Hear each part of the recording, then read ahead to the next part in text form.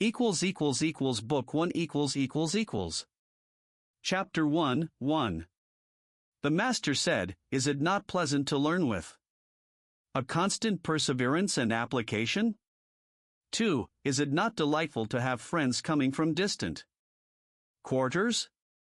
3. Is he not a man of complete virtue, who feels no discomposure though men may take no note of him? Chapter 2 1. The philosopher you said, they are few who, being filial and fraternal, are fond of offending against their superiors. There have been none, who, not liking to offend against their superiors, have been fond of stirring up confusion. 2. The superior man bends his attention to what is radical. That being established, all practical courses naturally grow up. Filial piety and fraternal submission, are they not the root of all benevolent actions? Chapter 3 The Master said, Fine words and an insinuating appearance are seldom associated with true virtue.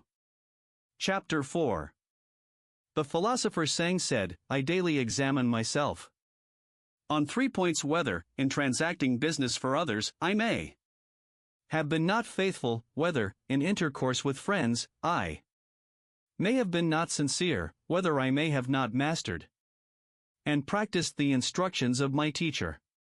Chapter 5 The Master said, To rule a country of 1,000 chariots, there must be reverent attention to business, and sincerity, economy in expenditure, and love for men, and the employment of the people at the proper seasons. Chapter 6 The Master said, A youth, when at home, should be filial, and, abroad, respectful to his elders. He should be earnest and truthful. He should overflow in love to all, and cultivate the friendship of the good. When he has time and opportunity, after the performance of these things, he should employ them in polite studies. Chapter 7 Ctesias said, If a man withdraws his mind from the love of beauty, and applies it as sincerely to the love of the virtuous, if, in serving his parents, he can exert his utmost strength; if, in serving his prince, he can devote his life; if, in his intercourse with his friends, his words are sincere, although men say that he has not learned, I will certainly say that he has. Chapter 8 1. The Master said, If the scholar be not grave, he will not call forth any veneration, and his learning will not be solid. 2. Hold faithfulness and sincerity as first principles. 3. Have no friends not equal to yourself.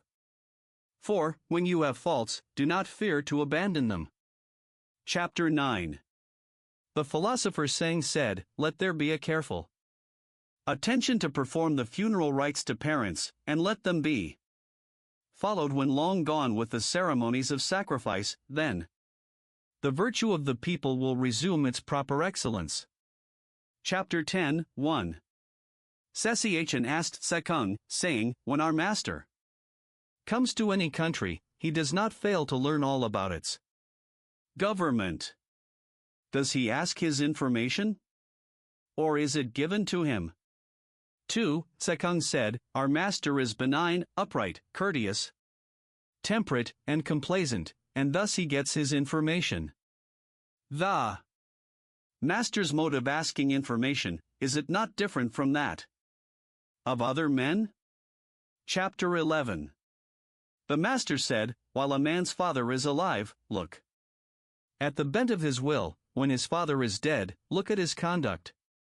If for 3 years he does not alter from the way of his father, he may be called filial.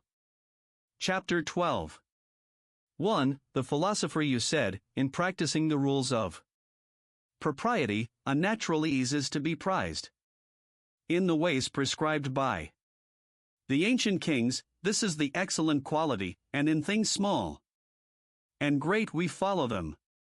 2. Yet it is not to be observed in all cases.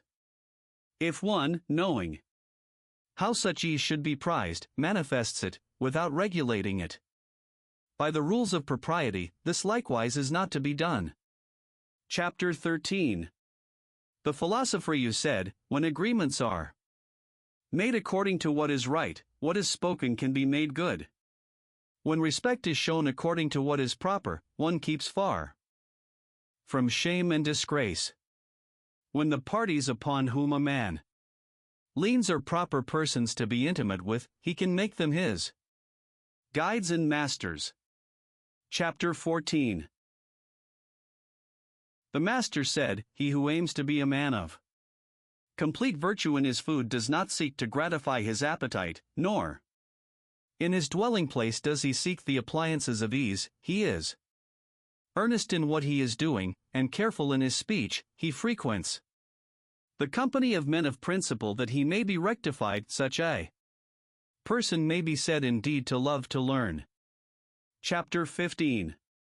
1. Tsekung said, what do you pronounce concerning the poor man who yet does not flatter, and the rich man who is not proud?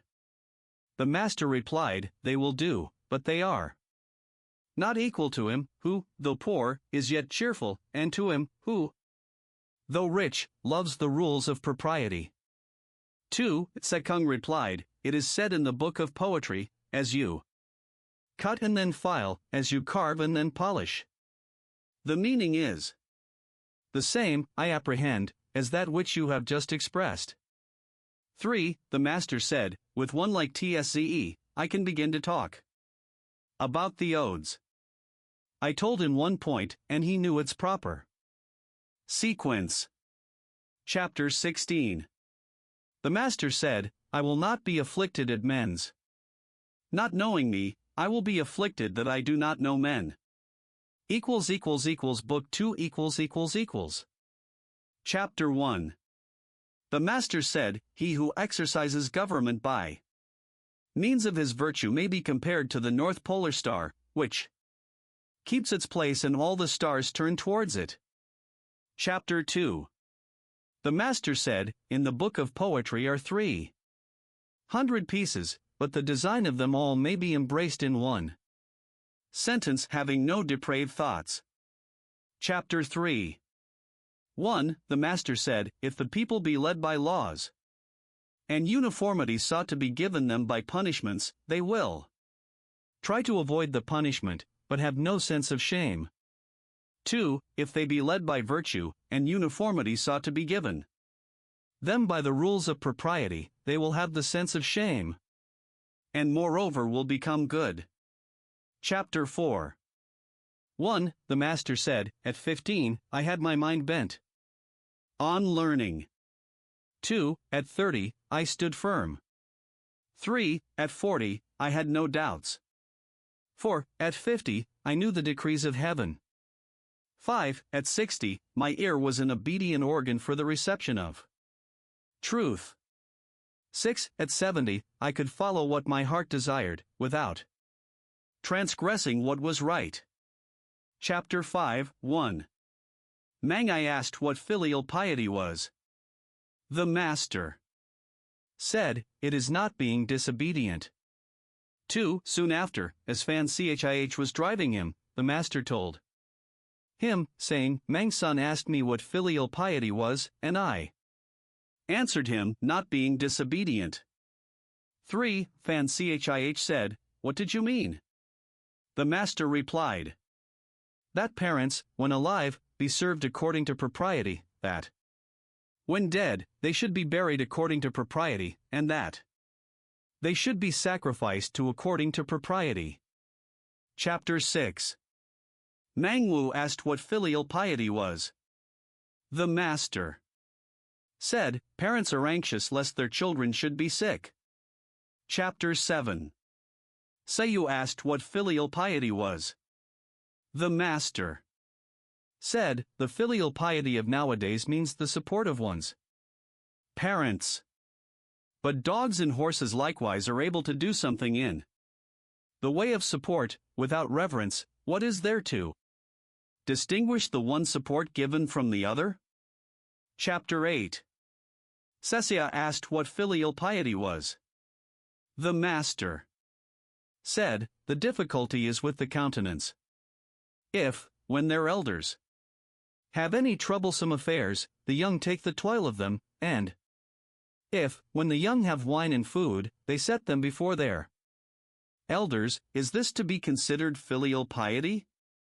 Chapter 9.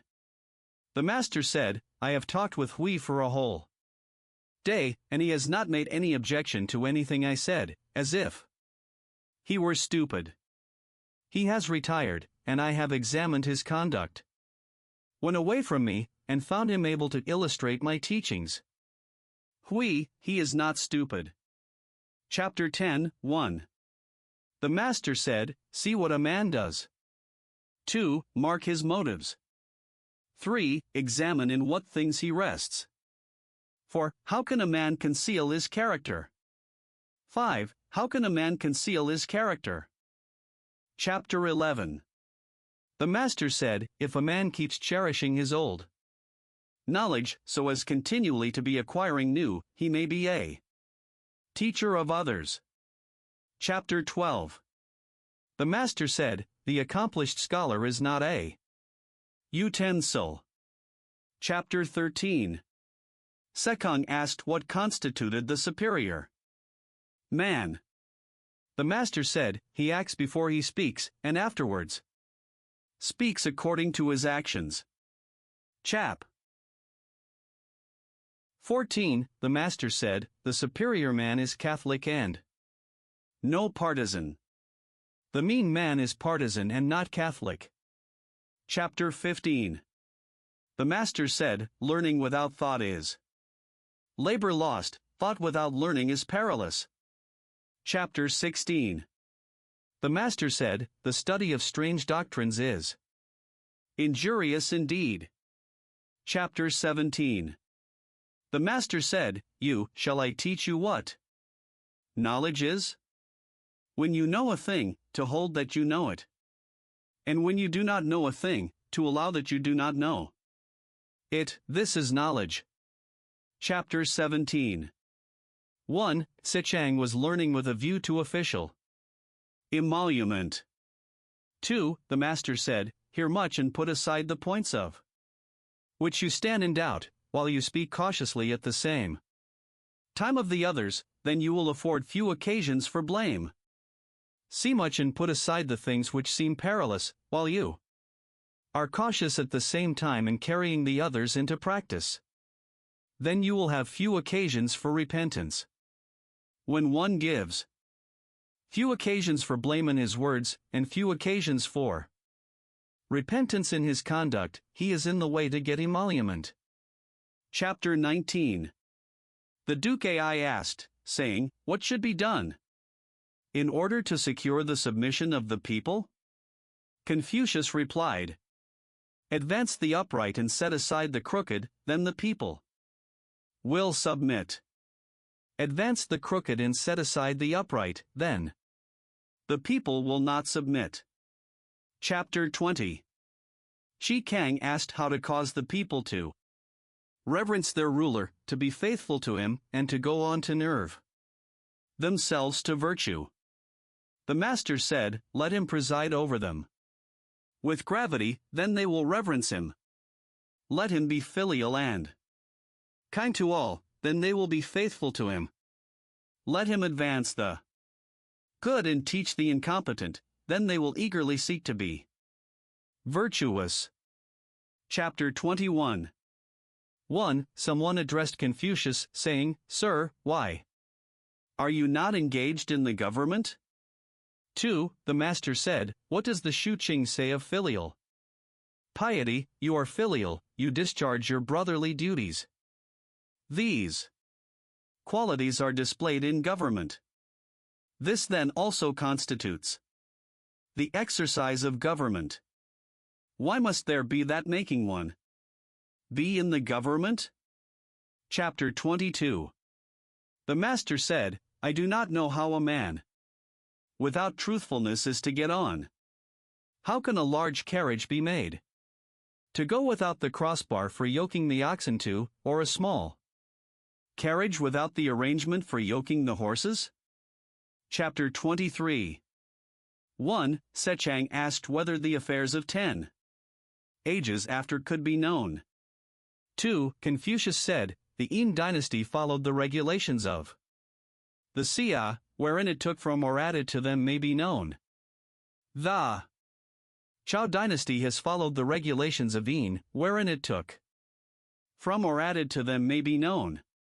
Some other may follow the Zhao, but though it should be at the distance of 100 ages, its affairs may be known. Chapter 24.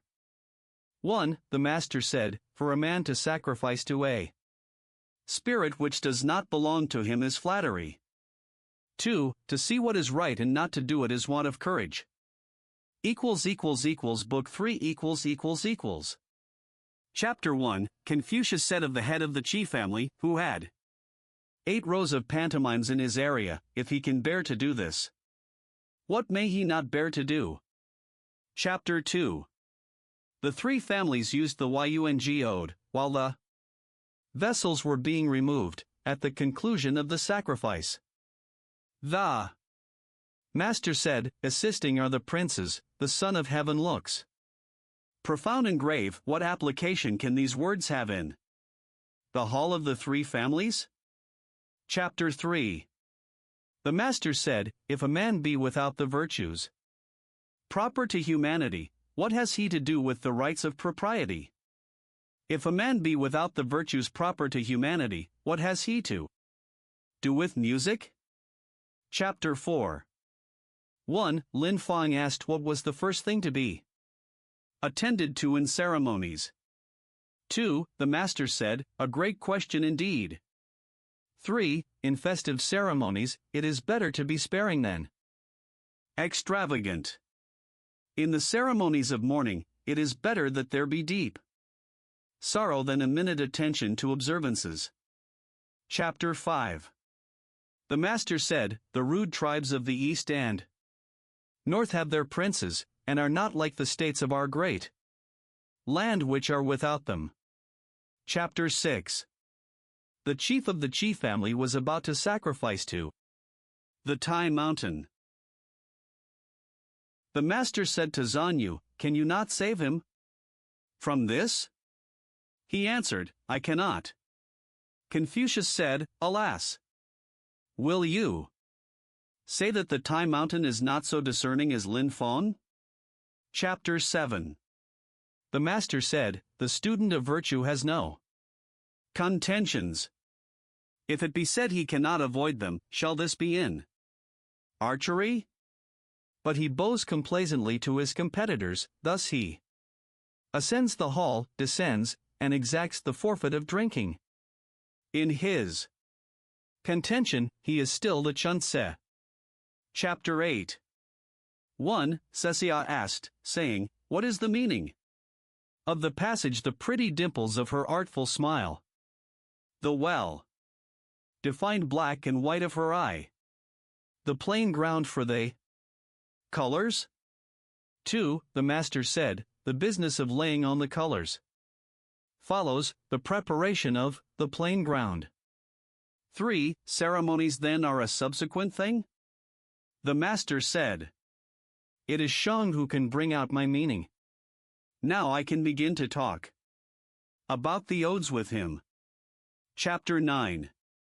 The Master said, I could describe the ceremonies of the Xia dynasty, but she cannot sufficiently attest my words. I could describe the ceremonies of the Yin dynasty, but some cannot sufficiently attest my words. They cannot do so, because of the insufficiency of their records and wise men. If those were sufficient, I could adduce them in support of my words. Chapter 10. The Master said, at the great sacrifice, after the pouring out of the libation, I have no wish to look on. Chapter 11. Someone asked the meaning of the great sacrifice. The Master said, I do not know.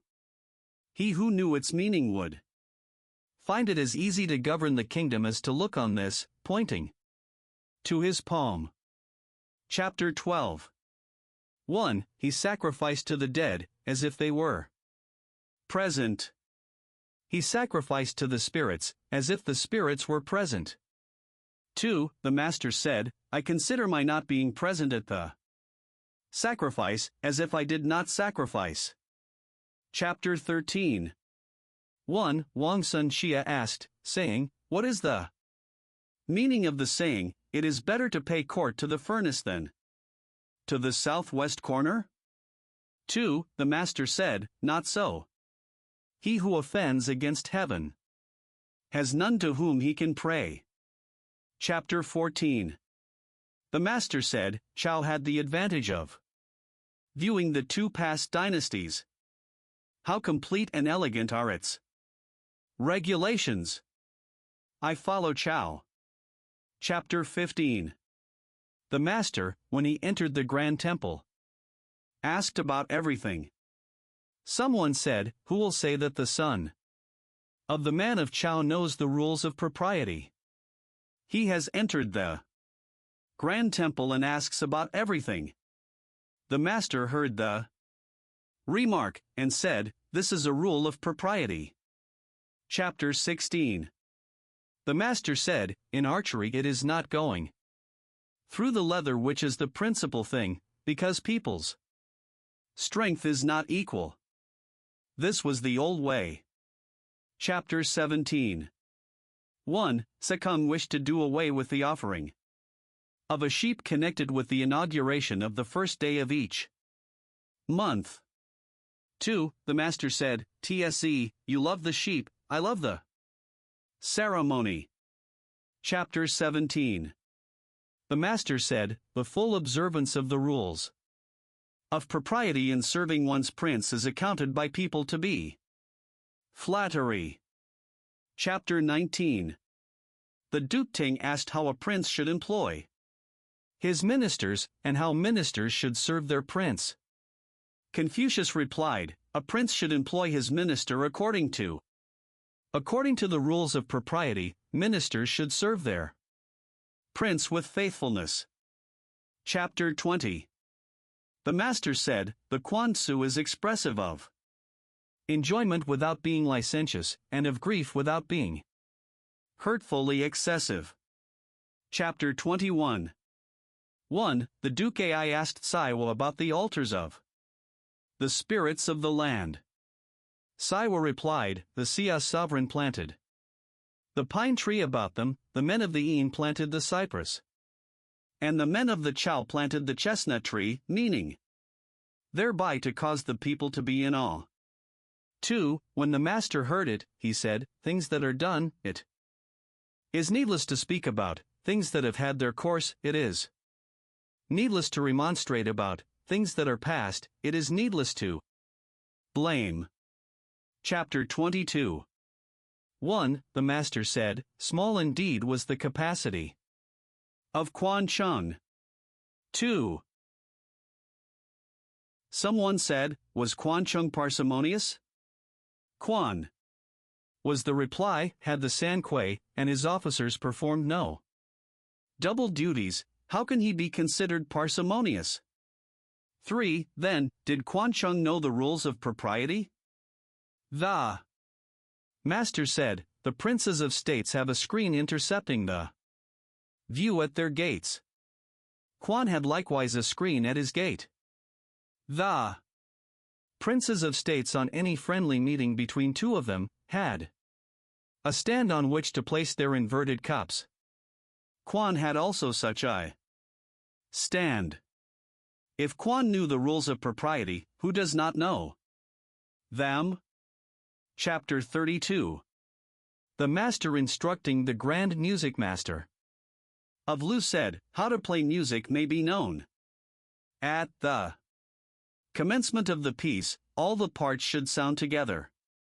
As it proceeds, they should be in harmony while severally distinct and flowing without break, and thus on to the conclusion. Chapter 24. The border warden at E requested to be introduced to the master, saying, When men of superior virtue have come to this, I have never been denied the privilege of seeing them. The followers of the sage introduced him, and when he came out from the interview, he said, "My friends, why are you distressed? By your master's loss of office? The kingdom has long been without the principles of truth and right. Heaven is going to use your master as a bell with its wooden tongue." Chapter 25. The master said of the Shao that it was perfectly beautiful and also perfectly good. He said of the Wu that it was perfectly beautiful but not perfectly good. Chapter 26. The master said, "High station filled without indulgent generosity, ceremonies performed without reverence, mourning conducted without sorrow, wherewith should I contemplate such ways?" Book for Chapter 1. The master said, "It is virtuous manners which constitute the excellence of a neighborhood. If a man in selecting a residence do not fix on one where such prevail, how can he be wise?" Chapter 2. The master said, "Those who are without virtue cannot abide long either in a condition of poverty and hardship, or in a condition of enjoyment. The virtuous rest in virtue, the wise desire virtue." Chapter 3. The master said, "It is only the truly virtuous man who can love, or who can hate, others." Chapter 4. The master said, "If the will be set on virtue, there will be no practice of wickedness." Chapter 5, 1. The master said, "Riches and honors are what men desire. If it cannot be obtained in the proper way, they should not be held. Poverty and meanness are what men dislike. If it cannot be avoided in the proper way, they should not be avoided." 2. If a superior man abandon virtue, how can he fulfill the requirements of that name? 3. The superior man does not, even for the space of a single meal, act contrary to virtue. In moments of haste, he cleaves to it. In seasons of danger, he cleaves to it. Chapter 6. 1. The master said, "I have not seen a person who loved virtue, or one who hated what was not virtuous. He who loved virtue would esteem nothing above it. He who hated what is not virtuous would practice virtue in such a way that he would not allow anything that is not virtuous to approach his person." 2. Is anyone able for one day to apply his strength to virtue? I have not seen the case in which his strength would be insufficient. 3. Should there possibly be any such case, I have not seen it. Chapter 7.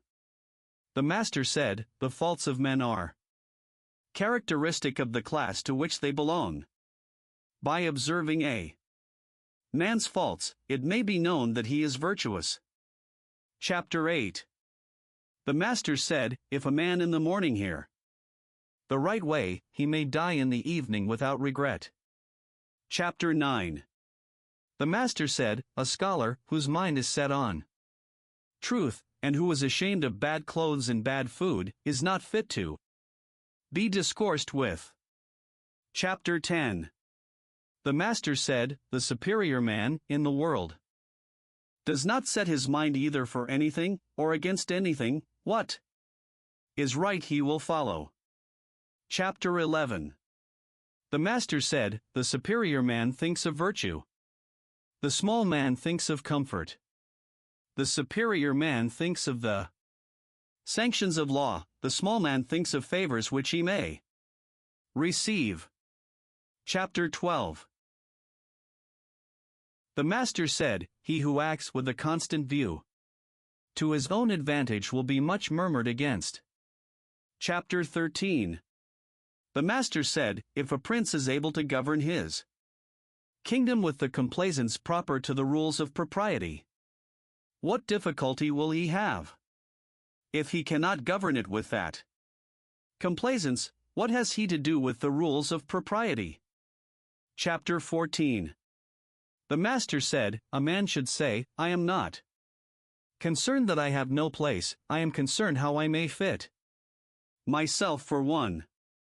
I am not concerned that I am not known, I seek to be worthy to be known. Chapter 15. 1. The Master said, Sean, my doctrine is that of an all-pervading unity. The disciple saying replied, Yes. 2. The Master went out, and the other disciples asked, saying, What do his words mean? Sang said, The doctrine of our Master is to be true to the principles of our nature and the benevolent exercise of them to others, this and nothing more. Chapter 16. The Master said, The mind of the superior man is conversant with righteousness, the mind of the mean man is conversant with gain. Chapter 17. The Master said, When we see men of worth, we should think of equaling them. When we see men of a contrary character, we should turn inwards and examine ourselves. Chapter 18. The Master said, In serving his parents, a son may remonstrate with them, but gently, when he sees that they do not incline to follow his advice, he shows an increased degree of reverence, but does not abandon his purpose, and should they punish him, he does not allow himself to murmur. Chapter 19. The Master said, While his parents are alive, the son may not go abroad to a distance. If he does go abroad, he must have a fixed place to which he goes. Chapter 20. The Master said, If the son for 3 years does not alter from the way of his father, he may be called filial. Chapter 21. The Master said, The years of parents may by no means not be kept in the memory, as an occasion at once for joy and for fear. Chapter 22. The Master said, The reason why the ancients did not readily give utterance to their words was that they feared lest their actions should not come up to them. Chapter 23. The Master said, The cautious seldom err. Chapter 24. The Master said, The superior man wishes to be slow in his speech and earnest in his conduct. Chapter 25. The Master said, Virtue is not left to stand alone. He who practices it will have neighbors. Chapter 26. Say you said, In serving a prince, frequent remonstrances lead to disgrace. Between friends, frequent reproofs make the friendship distant. Book 5 Chapter 1. The Master said of Kun Yi Chang that he might be wived, although he was put in bonds, he had not been guilty of any crime. Accordingly, he gave him his own daughter to wife. 2. Of Nan Young he said that if the country were well governed, he would not be out of office, and if it were ill governed, he would escape punishment and disgrace. He gave him the daughter of his own elder brother to wife. Chapter 2. The Master said of Tse Chien, of superior virtue, Indeed is such a man. If there were not virtuous men in Lu, how could this man have acquired this character? Chapter 3. Sekong asked, What do you say of me, Tse? The Master said, You are a utensil. What utensil? A gemmed sacrificial utensil. Chapter 4. 1. Someone said, Young is truly virtuous, but he is not ready with his tongue. 2. The Master said, What is the good of being ready with the tongue? They who encounter men with smartnesses of speech for the most part procure themselves hatred. I know not whether he be truly virtuous, but why should he show readiness of the tongue? Chapter 5. The Master was wishing Chi Tiao Kai to enter on official employment. He replied, I am not yet able to rest in the assurance of this. The Master was pleased. Chapter 6. The master said, "My doctrines make no way. I will get upon a raft, and float about on the sea. He that will accompany me will be you, I dare say." Selu hearing this was glad. Upon which the master said, "You is fonder of daring than I am. He does not exercise his judgment upon matters."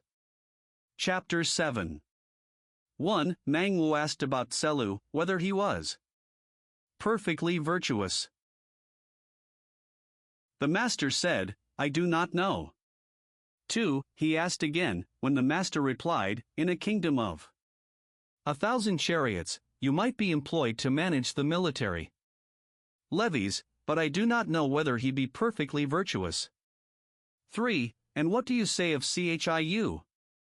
The master replied, "In a city of 1,000 families, or a clan of 100 chariots, Chiu might be employed as governor, but I do not know whether he is perfectly virtuous." 4. What do you say of Chih? The master replied, "With his shashgirtan standing in a court, Chih might be employed to converse with the visitors and guests, but I do not know whether he is perfectly virtuous." Chapter 7. 1. The master said to Tsekung, "Which do you consider superior, yourself or Hui?" 2. Tsekung replied, "How dare I compare myself with Hui? Hui hears one point and knows all about a subject, I hear one point and know a second." 3. The master said, "You are not equal to him. I grant you, you are not equal to him." Chapter 9. 1. Sayu being asleep during the daytime, the master said, "Rotten wood cannot be carved, a wall of dirty earth will not receive the trowel. This you, what is the use of my reproving him?" 2. The master said, "At first, my way with men was to hear their words, and give them credit for their conduct. Now my way is to hear their words, and look at their conduct. It is from you that I have learned to make this change." Chapter 10. The master said, "I have not seen a firm and unbending man." Someone replied, "There is Shan Chang." "Chang," said the master, "is under the influence of his passions, how can he be pronounced firm and unbending?" Chapter 11. Sekung said, "What I do not wish men to do to me, I also wish not to do to men." The master said, "Tzze, you have not attained to that." Chapter 12. Sekung said, "The master's personal displays of his principles and ordinary descriptions of them may be heard. His discourses about man's nature and the way of heaven cannot be heard." Chapter 13. When Selu heard anything, if he had not yet succeeded in carrying it into practice, he was only afraid lest he should hear something else. Chapter 14. Sekung asked, saying, "On what ground did Kung Wan get that title of Wan?"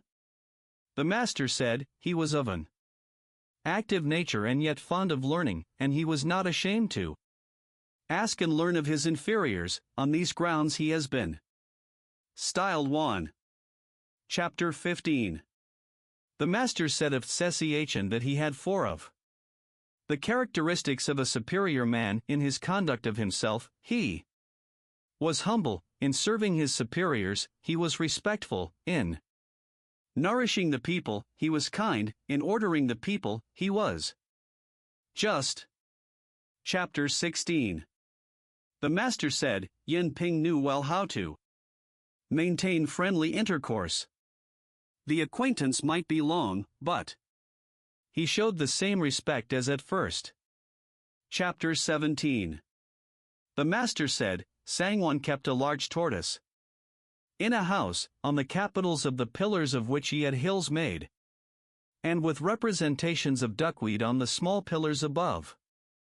The beams supporting the rafters, of what sort was his wisdom? Chapter 18. 1. Sechang asked, saying, the minister Tse. 1. Thrice took office, and manifested no joy in his countenance. Thrice he retired from office, and manifested no displeasure. He made it a point to inform the new minister of the way in which he had conducted the government. What do you say of him? The master replied. He was loyal. Was he perfectly virtuous? I do not know. How can he be pronounced perfectly virtuous?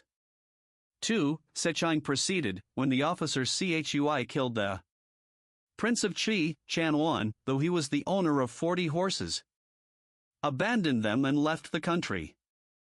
Coming to another state, he said, they are here like our great officer, Chui, and left it. He came to a second state, and with the same observation left it also. What do you say of him? The master replied, he was pure. Was he perfectly virtuous? I do not know. How can he be pronounced perfectly virtuous? Chapter 19. Chiwan thought thrice, and then acted. When the master was informed of it, he said, twice may do. Chapter 20. The master said, when good order prevailed in his country, Ningwu acted the part of a wise man. When his country was in disorder, he acted the part of a stupid man. Others may equal his wisdom, but they cannot equal his stupidity. Chapter 21. When the master was in Shan, he said, let me return. Let me return. The little children of my school are ambitious and too hasty. They are accomplished and complete so far, but they do not know how to restrict and shape themselves. Chapter 22. The master said, Pai and Shuchi did not keep the former wickednesses of men in mind, and hence the resentments directed towards them were few. Chapter 23. The master said, who says of Weishang Kao that he is upright? One begged some vinegar of him, and he begged it of a neighbor and gave it to the man. Chapter 24. The master said, fine words, and insinuating appearance, and excessive respect, so Chi Yuming was ashamed of them. I also am ashamed of them. To conceal resentment against a person, and appear friendly with him, so Chi Yuming was ashamed of such conduct. I also am ashamed of it. Chapter 25. 1. Yen Yuan and Shi Lu being by his side, the master said to them, come, let each of you tell his wishes. 2. Tse Lu said, I should like, having chariots and horses, and light fur dresses, to share them with my friends, and though they should spoil them, I would not be displeased. 3. Yen Yuan said, I should like not to boast of my excellence, nor to make a display of my meritorious deeds. For Tse Lu then said, I should like, sir, to hear your wishes. The master said, they are, in regard to the aged, to give them rest. In regard to friends, to show them sincerity, in regard to the young, to treat them tenderly. Chapter 26. The master said, it is all over. I have not yet seen one who could perceive his faults, and inwardly accuse himself. Chapter 27.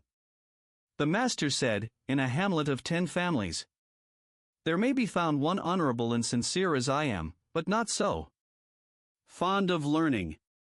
Book 6 =====. Chapter 1:1. The master said, there is young, he might occupy the place of a prince. 2. Chung Kong asked about Sesang Patse.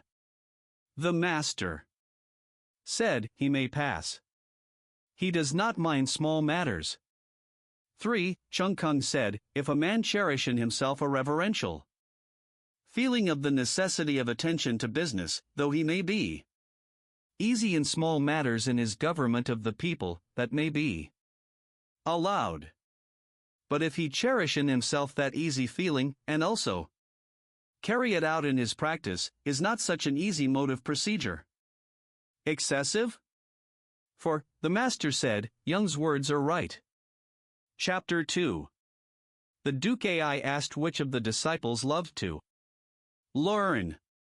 Confucius replied to him, there was Yen Hui, he loved to learn. He did not transfer his anger, he did not repeat a fault. Unfortunately, his appointed time was short and he died, and now there is not such another. I have not yet heard of anyone who loves to learn as he did. Chapter 3. 1. Sewa being employed on a mission to Qi. The disciple Zan requested grain for his mother. The master said, give her a fu. Yen requested more. Give her an yu, said the master. Yen gave her 5 ping. 2. The master said, when Chih was proceeding to Qi, he had fat horses to his carriage, and wore light furs. I have heard that a superior man helps the distressed, but does not add to the wealth of the rich. 3. Yuan Zi being made governor of his town by the master. He gave him 900 measures of grain, but Zi declined them. 4. The master said, do not decline them. May you not give them away in the neighborhoods, hamlets, towns, and villages? Chapter 4. The master, speaking of Chungkung, said, if the calf of a brindled cow be red and horned, although men may not wish to use it, would the spirits of the mountains and rivers put it aside? Chapter 5. The master said, such was Hui that for 3 months there would be nothing in his mind contrary to perfect virtue. The others may attain to this on some days or in some months, but nothing more. Chapter 6. Shi Kang asked about Chun Yu, whether he was fit to be employed as an officer of government. The master said, Yu is a man of decision, what difficulty would he find in being an officer of government? Kang asked, is Tsze fit to be employed as an officer of government, and was answered, Tsze is a man of intelligence, what difficulty would he find in being an officer of government? And to the same question about Chiu the master gave the same reply, saying, Chiu is a man of various ability. Chapter 7. The chief of the Qi family sent to ask Min Se Chen to be governor of Pai. Min Se Chen said, decline the offer. For me politely. If anyone come again to me with a second invitation, I shall be obliged to go and live on the banks of the 1. Chapter 8. Pagno being ill, the master went to ask for him. He took hold of his hand through the window, and said, it is killing him. It is the appointment of heaven, alas! That such a man should have such a sickness. That such a man should have such a sickness. Chapter 9. The master said, admirable indeed was the virtue of Hui. With a single bamboo dish of rice, a single gourd dish of drink, and living in his mean narrow lane, while others could not have endured the distress, he did not allow his joy to be affected by it. Admirable indeed was the virtue of Hui. Chapter 10. Yen Chiu said, it is not that I do not delight in your doctrines, but my strength is insufficient. The master said, those whose strength is insufficient give over in the middle of the way. But now you limit yourself. Chapter 11. The master said to Tsesia, do you be a scholar? After the style of the superior man, and not after that of the mean man. Chapter 12. Seiyu being governor of Wuxiechang, the master said to him, have you got good men there? He answered, there is. Tan Tai Niaming, who never in walking takes a shortcut, and never comes to my office, excepting on public business. Chapter 13. The master said, Mang Chi Fan does not boast of his merit being in the rear on an occasion of flight. When they were about to enter the gate, he whipped up his horse, saying, It is not that I dare to be last. My horse would not advance. Chapter 14. The master said, without the specious speech of the litanies too and the beauty of the Prince Chow of Sung, it is difficult to escape in the present age. Chapter 15. The master said, Who can go out but by the door? How is it that men will not walk according to these ways? Chapter 16. The master said, Where the solid qualities are in excessive accomplishments, we have rusticity. Where the accomplishments are in excess of the solid qualities, we have the manners of a clerk. When the accomplishments and solid qualities are equally blended, we then have the man of virtue. Chapter 17. The master said, Man is born for uprightness. If a man lose his uprightness, and yet live, his escape from death is the effect of mere good fortune. Chapter 18. The master said, They who know the truth are not equal to those who love it, and they who love it are not equal to those who delight in it. Chapter 19. The master said, To those whose talents are above mediocrity, the highest subjects may be announced. To those who are below mediocrity, the highest subjects may not be announced. Chapter 20. Fan Chih asked what constituted wisdom. The master said, To give oneself earnestly to the duties due to men, and, while respecting spiritual beings, to keep aloof from them may be called wisdom. He asked about perfect virtue. The master said, The man of virtue makes the difficulty to be overcome his first business, and success only a subsequent consideration. This may be called perfect virtue. Chapter 21. The master said, The wise find pleasure in water. The virtuous find pleasure in hills. The wise are active, the virtuous are tranquil. The wise are joyful, the virtuous are long-lived. Chapter 22. The master said, She, by one change, would come to the state of Lu. Lu, by one change, would come to a state where true principles predominated. Chapter 23. The master said, A cornered vessel without corners, a strange cornered vessel. A strange cornered vessel. Chapter 24. Saiwa asked, saying, A benevolent man, though it be told him, There is a man in the well, will go in after him, I suppose. Confucius said, Why should he do so? A superior man may be made to go to the well, but he cannot be made to go down into it. He may be imposed upon, but he cannot be fooled. Chapter 25. The master said, The superior man, extensively studying all learning, and keeping himself under the restraint of the rules of propriety, may thus likewise not overstep what is right. Chapter 26.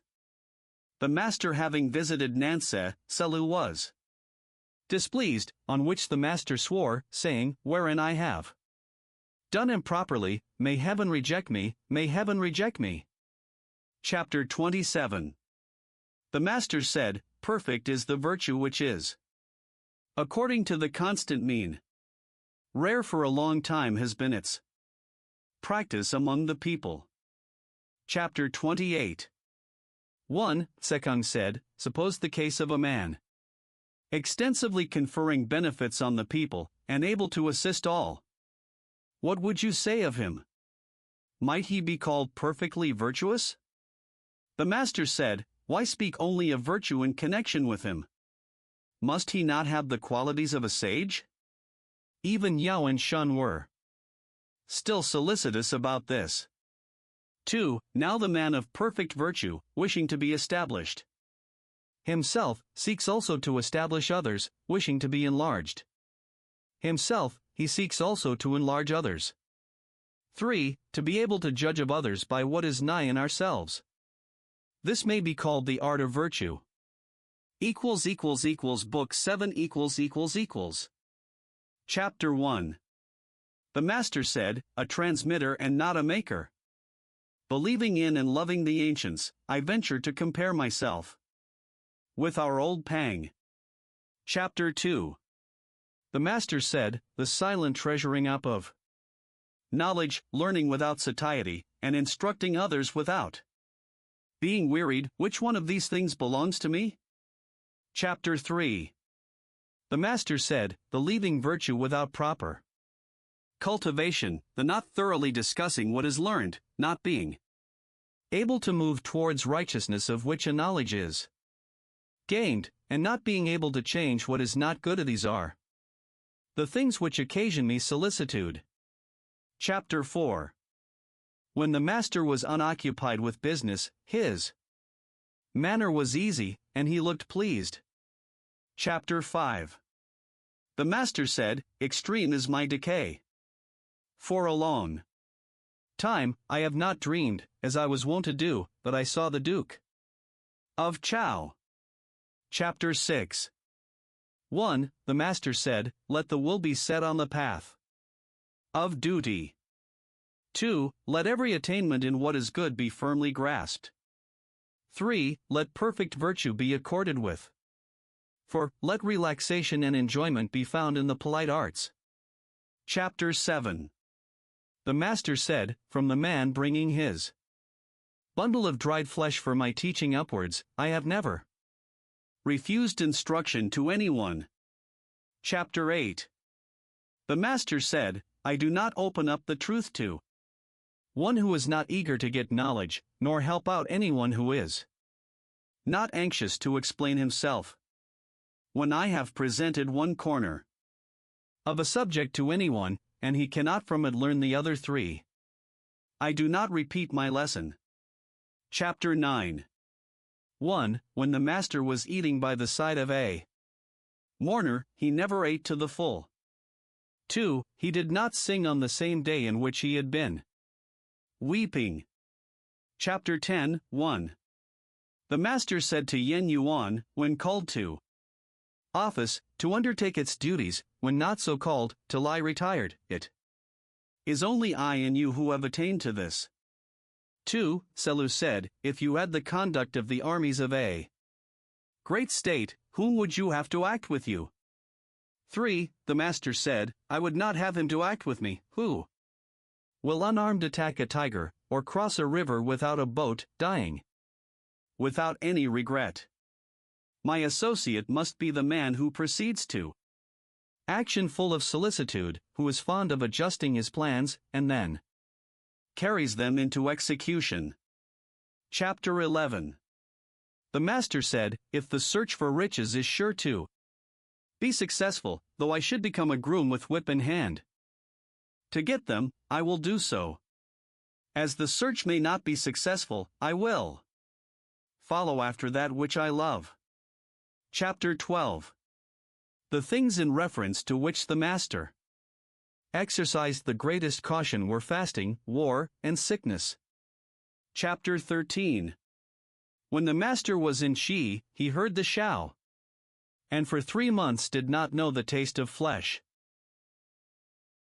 I did not think, he said, that music could have been made so excellent as this. Chapter 14. 1. Yen Yu said, is our Master for the ruler of Wei? Sekung said, oh, I will ask him. 2. He went in accordingly, and said, what sort of men were Pi and Shu Chi? They were ancient worthies, said the Master. Did they have any repinings because of their course? The Master again replied, they sought to act virtuously, and they did so. What was there for them to repine about? On this, Sekon went out and said, Our master is not for him. Chapter 15. The master said, With coarse rice to eat, with water to drink, and my bended arm for a pillow, I have still joy in the midst of these things. Riches and honors acquired by unrighteousness are to me as a floating cloud. Chapter 16. The master said, If some years were added to my life, I would give 50 to the study of the Yi, and that I might come to be without great faults. Chapter 17. The master's frequent themes of discourse were the odes, the history, and the maintenance of the rules of propriety. On all these he frequently discoursed. Chapter 18. 1. The Duke of She asked Selu about Confucius, and Selu did not answer him. 2. The master said, Why did you not say to him, He is simply a man who in his eager pursuit of knowledge forgets his food, who in the joy of its attainment forgets his sorrows, and who does not perceive that old age is coming on? Chapter 19. The master said, I am not one who was born in the possession of knowledge, I am one who is fond of antiquity, and earnest in seeking it there. Chapter 20. The subjects on which the master did not talk were extraordinary things, feats of strength, disorder, and spiritual beings. Chapter 21. The master said, When I walk along with two others, they may serve me as my teachers. I will select their good qualities and follow them, their bad qualities and avoid them. Chapter 22. The master said, Heaven produced the virtue that is in me. Huan Tue, what can he do to me? Chapter 23. The master said, Do you think, my disciples, that I have any concealments? I conceal nothing from you.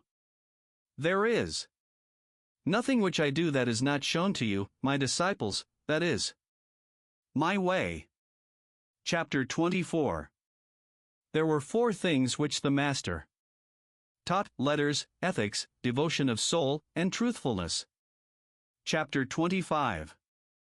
1. The master said, A sage it is not mine to see. Could I see a man of real talent and virtue, that would satisfy me?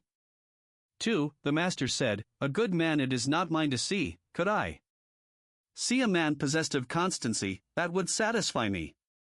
3. Having not and yet affecting to have, empty and yet affecting to be full, straitened and yet affecting to be at ease, it is difficult with such characteristics to have constancy.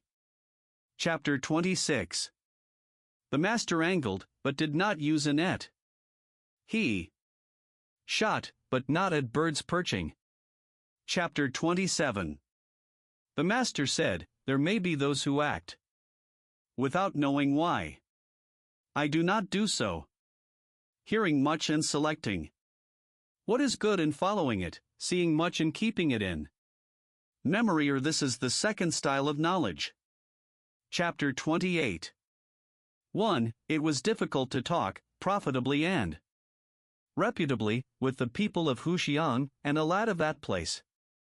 Having had an interview with the master, the disciples doubted.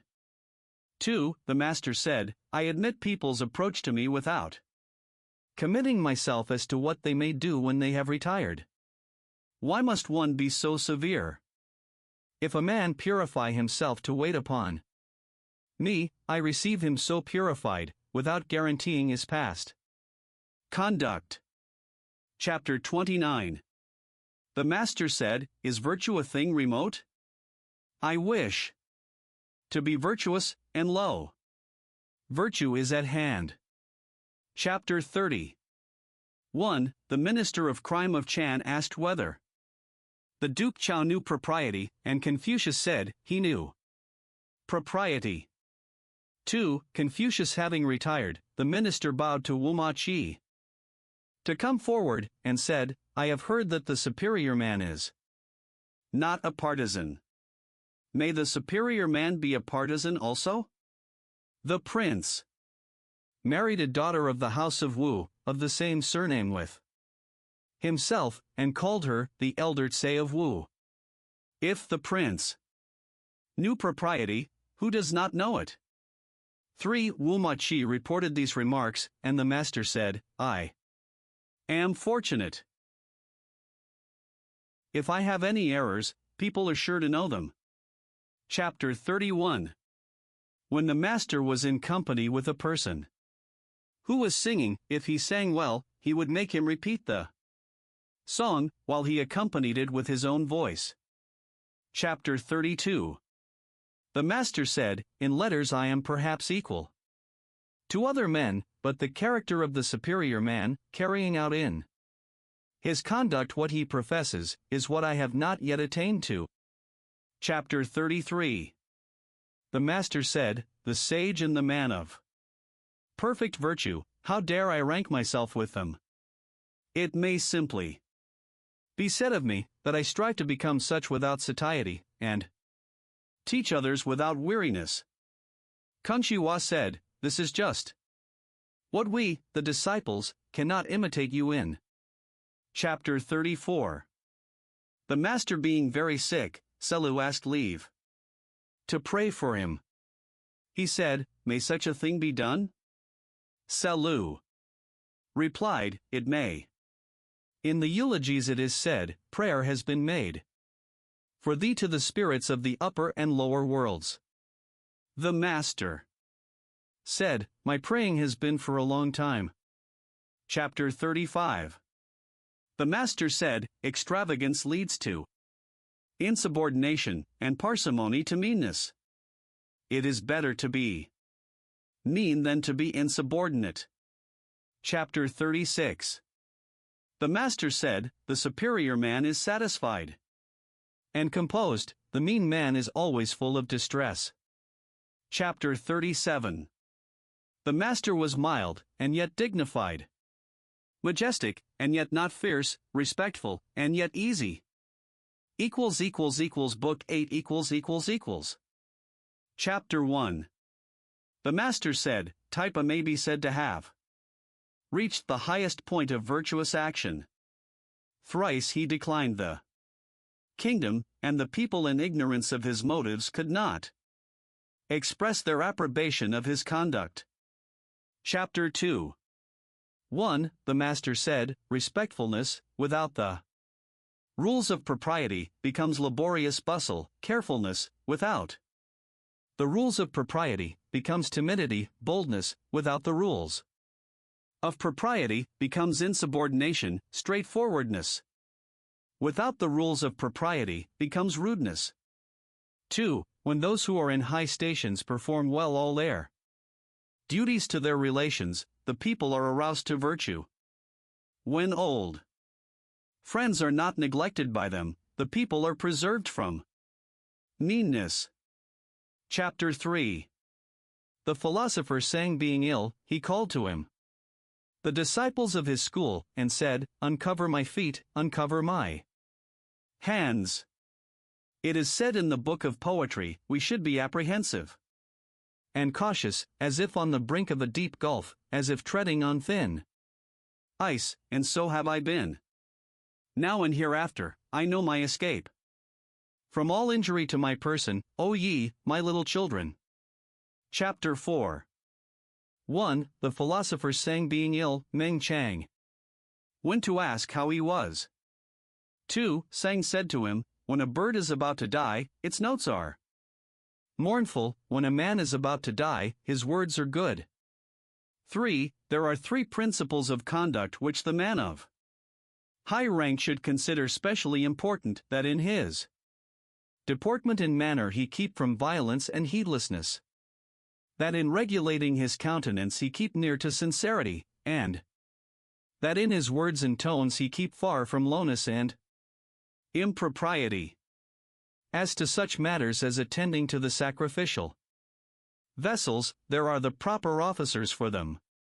Chapter 5. The philosopher sang said, gifted with ability, and yet putting questions to those who were not so, possessed of much and yet putting questions to those possessed of little, having, as though he had not, full, and yet counting himself as empty. Offended against, and yet entering into no altercation, formerly I had a friend who pursued this style of conduct. Chapter 6.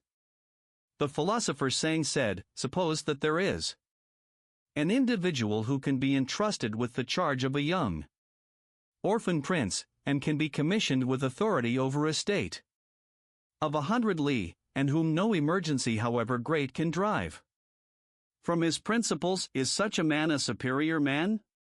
He is a superior man indeed. Chapter 7.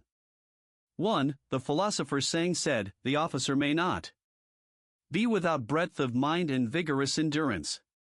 His burden is heavy and his course is long. 2. Perfect virtue is the burden which he considers it is his to sustain. Is it not heavy? Only with death does his course stop. Is it not long? Chapter 8. 1. The master said, it is by the odes that the mind is aroused. 2. It is by the rules of propriety that the character is established. 3. It is from music that the finish is received. Chapter 9. The master said, the people may be made to follow a path of action, but they may not be made to understand it. Chapter 10. The master said, the man who is fond of daring and is dissatisfied with poverty will proceed to insubordination. So will the man who is not virtuous, when you carry your dislike of him to an extreme. Chapter 11. The master said, though a man have abilities as admirable as those of the Duke of Chow, yet if he be proud and niggardly, those other things are really not worth being looked at. Chapter 12. The master said, it is not easy to find a man who has learned for 3 years without coming to be good. Chapter 13. 1. The master said, with sincere faith he unites the love of learning, holding firm to death, he is perfecting the excellence of his course. 2. Such an one will not enter a tottering state, nor dwell in a disorganized one. When right principles of government prevail in the kingdom, he will show himself. When they are prostrated, he will keep concealed. 3. When a country is well governed, poverty and a mean condition are things to be ashamed of. When a country is ill governed, riches and honor are things to be ashamed of. Chapter 14. The master said, he who is not in any particular office has nothing to do with plans for the administration of its duties. Chapter 15. The master said, when the music master chief first entered on his office, the finish of the Quan Tzu was magnificent. How it filled the ears. Chapter 16. The master said, ardent and yet not upright, stupid and yet not attentive, simple and yet not sincere are such persons I do not understand. Chapter 17. The master said, learn as if you could not reach your object, and were always fearing also lest you should lose it. Chapter 18. The master said, how majestic was the manner in which Shun and you held possession of the empire, as if it were nothing to them. Chapter 19. 1. The master said, great indeed was Yao as a sovereign. How majestic was he! It is only heaven that is grand, and only Yao corresponded to it. How vast was his virtue! The people could find no name for it. 2. How majestic was he in the works which he accomplished! How glorious in the elegant regulations which he instituted! Chapter 20. 1. Shun had 5 ministers, and the empire was well governed. 2. King Wu said, I have 10 able ministers. 3. Confucius said, is not the saying that talents are difficult to find true? Only when the dynasties of Tang and Yu met were they more abundant than in this of Chao, yet there was a woman among them. The able ministers were no more than 9 men. For King Wan possessed 2 of the 3 parts of the empire, and with those he served the dynasty of Yin. The virtue of the House of Chao may be said to have reached the highest point. Indeed. Chapter 21. The master said, I can find no flaw in the character of you. He used himself coarse food and drink, but displayed the utmost filial piety towards the spirits. His ordinary garments were poor, but he displayed the utmost elegance in his sacrificial cap and apron. He lived in a low mean house, but expended all his strength on the ditches and water channels. I can find nothing like a flaw in you. Book 9 Chapter 1. The subjects of which the master seldom spoke were profitableness, and also the appointments of heaven, and perfect virtue. Chapter 2. 1. A man of the village of Taxiang said, Great indeed is the philosopher Kung. His learning is extensive, and yet he does not render his name famous by any particular thing. 2. The master heard the observation, and said to his disciples, What shall I practice? Shall I practice charioteering, or shall I practice archery? I will practice charioteering. Chapter 3. 1. The master said, The linen cap is that prescribed by the rules of ceremony, but now a silk one is worn. It is economical, and I follow the common practice. 2. The rules of ceremony prescribe the bowing below the hall, but now the practice is to bow only after ascending it. That is arrogant.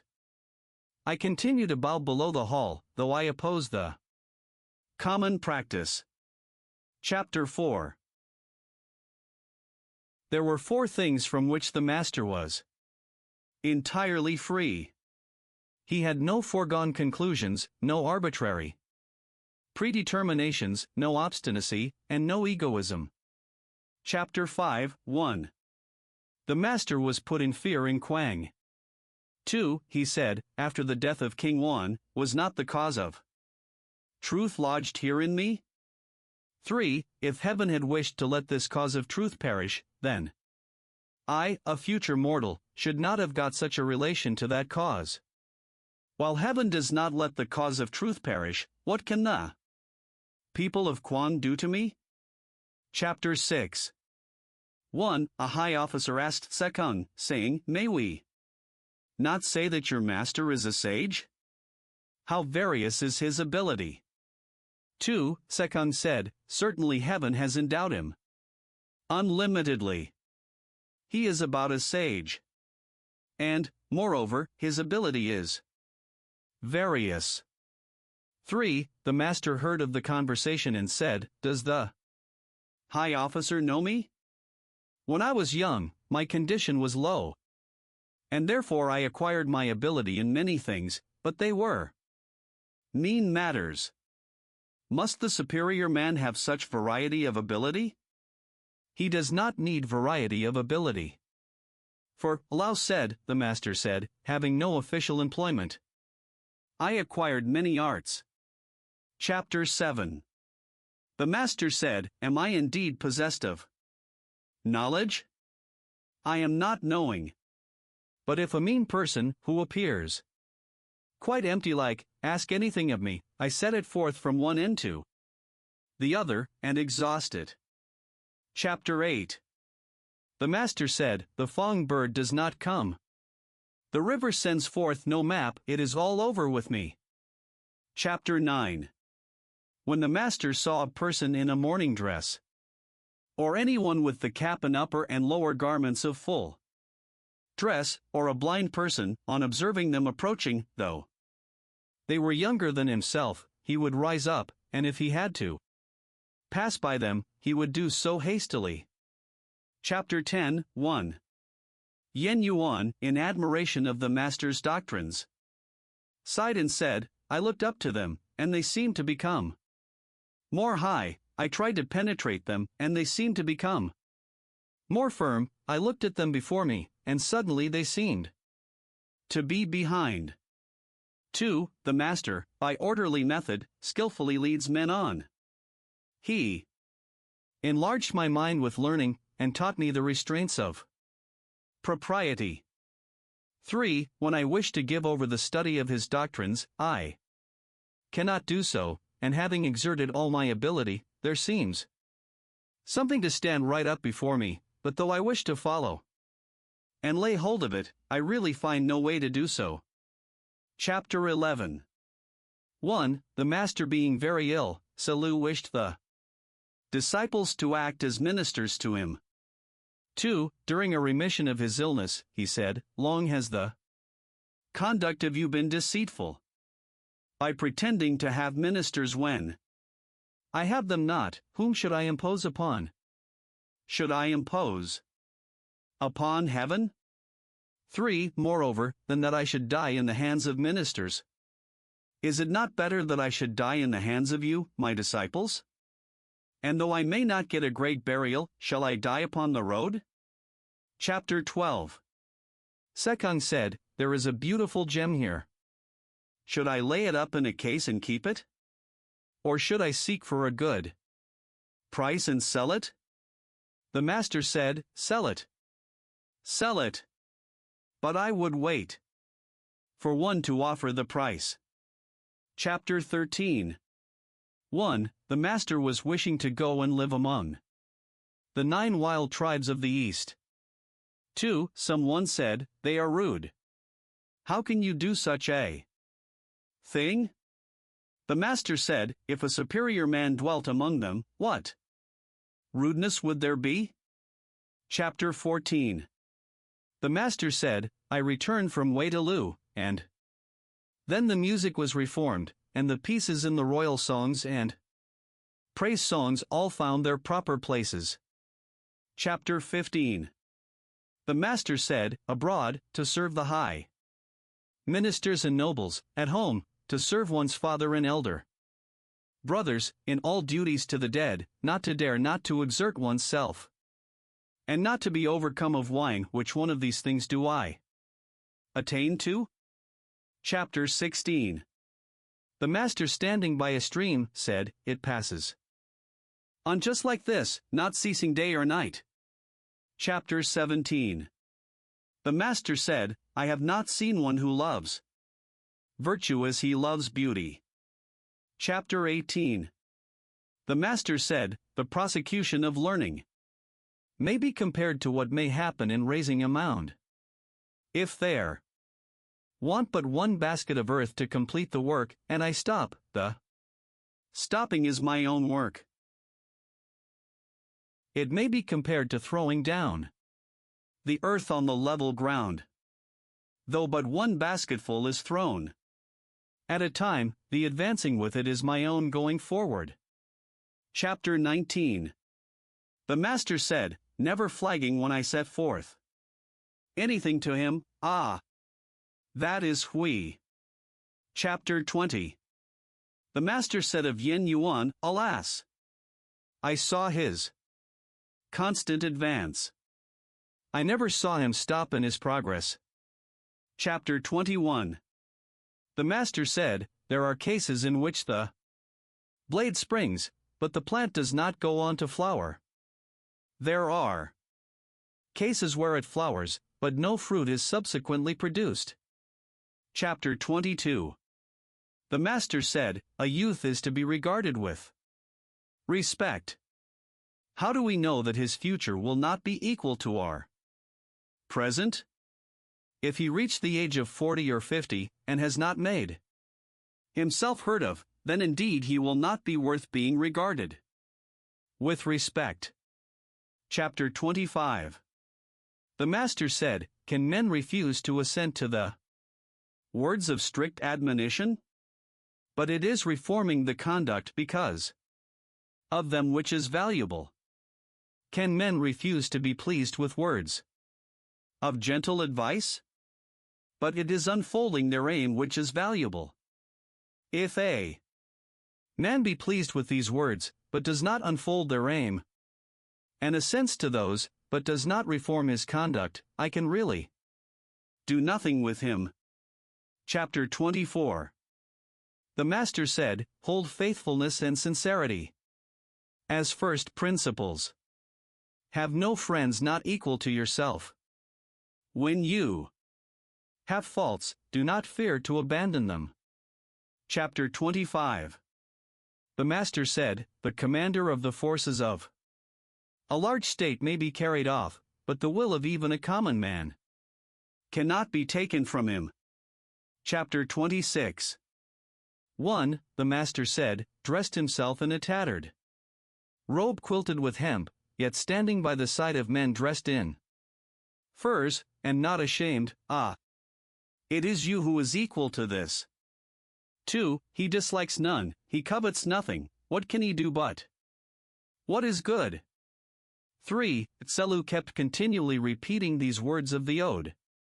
When the Master said, those things are by no means sufficient to constitute perfect excellence. Chapter 27. The Master said, when the year becomes cold, then we know how the pine and the cypress are the last to lose their leaves. Chapter 28. The Master said, the wise are free from perplexities, the virtuous from anxiety, and the bold from fear. Chapter 29. The Master said, there are some with whom we may study in common, but we shall find them unable to go alone with us to principles.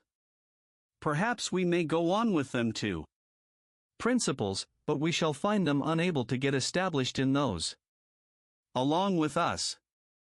Or if we may get so established along with them, we shall find them unable to weigh occurring events along with us. Chapter 30. 1. How the flowers of the aspen plum flutter and turn. Do I not think of you? But your house is distant. 2. The Master said, it is the want of thought about it. How is it distant? Book 10 Chapter 1, 1. Confucius, in his village, looked simple and sincere, and as if he were not able to speak. 2. When he was in the prince's ancestorial temple, or in the court, he spoke minutely on every point, but cautiously. Chapter 2. 1. When he was waiting at court, in speaking with the great officers of the lower grade, he spake freely, but in a straightforward manner. In speaking with those of the higher grade, he did so blandly, but precisely. 2. When the ruler was present, his manner displayed respectful uneasiness, it was grave, but self-possessed. Chapter 3. 1. When the prince called him to employ him in the reception of a visitor, his countenance appeared to change, and his legs to move forward with difficulty. 2. He inclined himself to the other officers among whom he stood, moving his left or right arm, as their position required, but keeping the skirts of his robe before and behind evenly adjusted. 3. He hastened forward, with his arms like the wings of a bird. 4. When the guest had retired, he would report to the prince, the visitor is not turning round any more. Chapter 4. 1. When he entered the palace gate, he seemed to bend his body, as if it were not sufficient to admit him. 2. When he was standing, he did not occupy the middle of the gateway. When he passed in or out, he did not tread upon the threshold. 3. When he was passing the vacant place of the prince, his countenance appeared to change, and his legs to bend under him, and his words came as if he hardly had breath to utter them. 4. He ascended the reception hall, holding up his robe with both his hands, and his body bent, holding in his breath also, as if he dared not breathe. 5. When he came out from the audience, as soon as he had descended one step, he began to relax his countenance, and had a satisfied look. When he had got to the bottom of the steps, he advanced rapidly to his place, with his arms like wings, and on occupying it, his manner still showed respectful uneasiness. Chapter 5, 1. When he was carrying the scepter of his ruler, he seemed to bend his body, as if he were not able to bear its weight. He did not hold it higher than the position of the hands in making a bow, nor lower than their position in giving anything to another. His countenance seemed to change, and look apprehensive, and he dragged his feet along as if they were held by something to the ground. 2. In presenting the presents with which he was charged, he wore a placid appearance. 3. At his private audience, he looked highly pleased. Chapter 6. 1. The superior man did not use a deep purple, or a puce color, in the ornaments of his dress. 2. Even in his undress, he did not wear anything of a red or reddish color.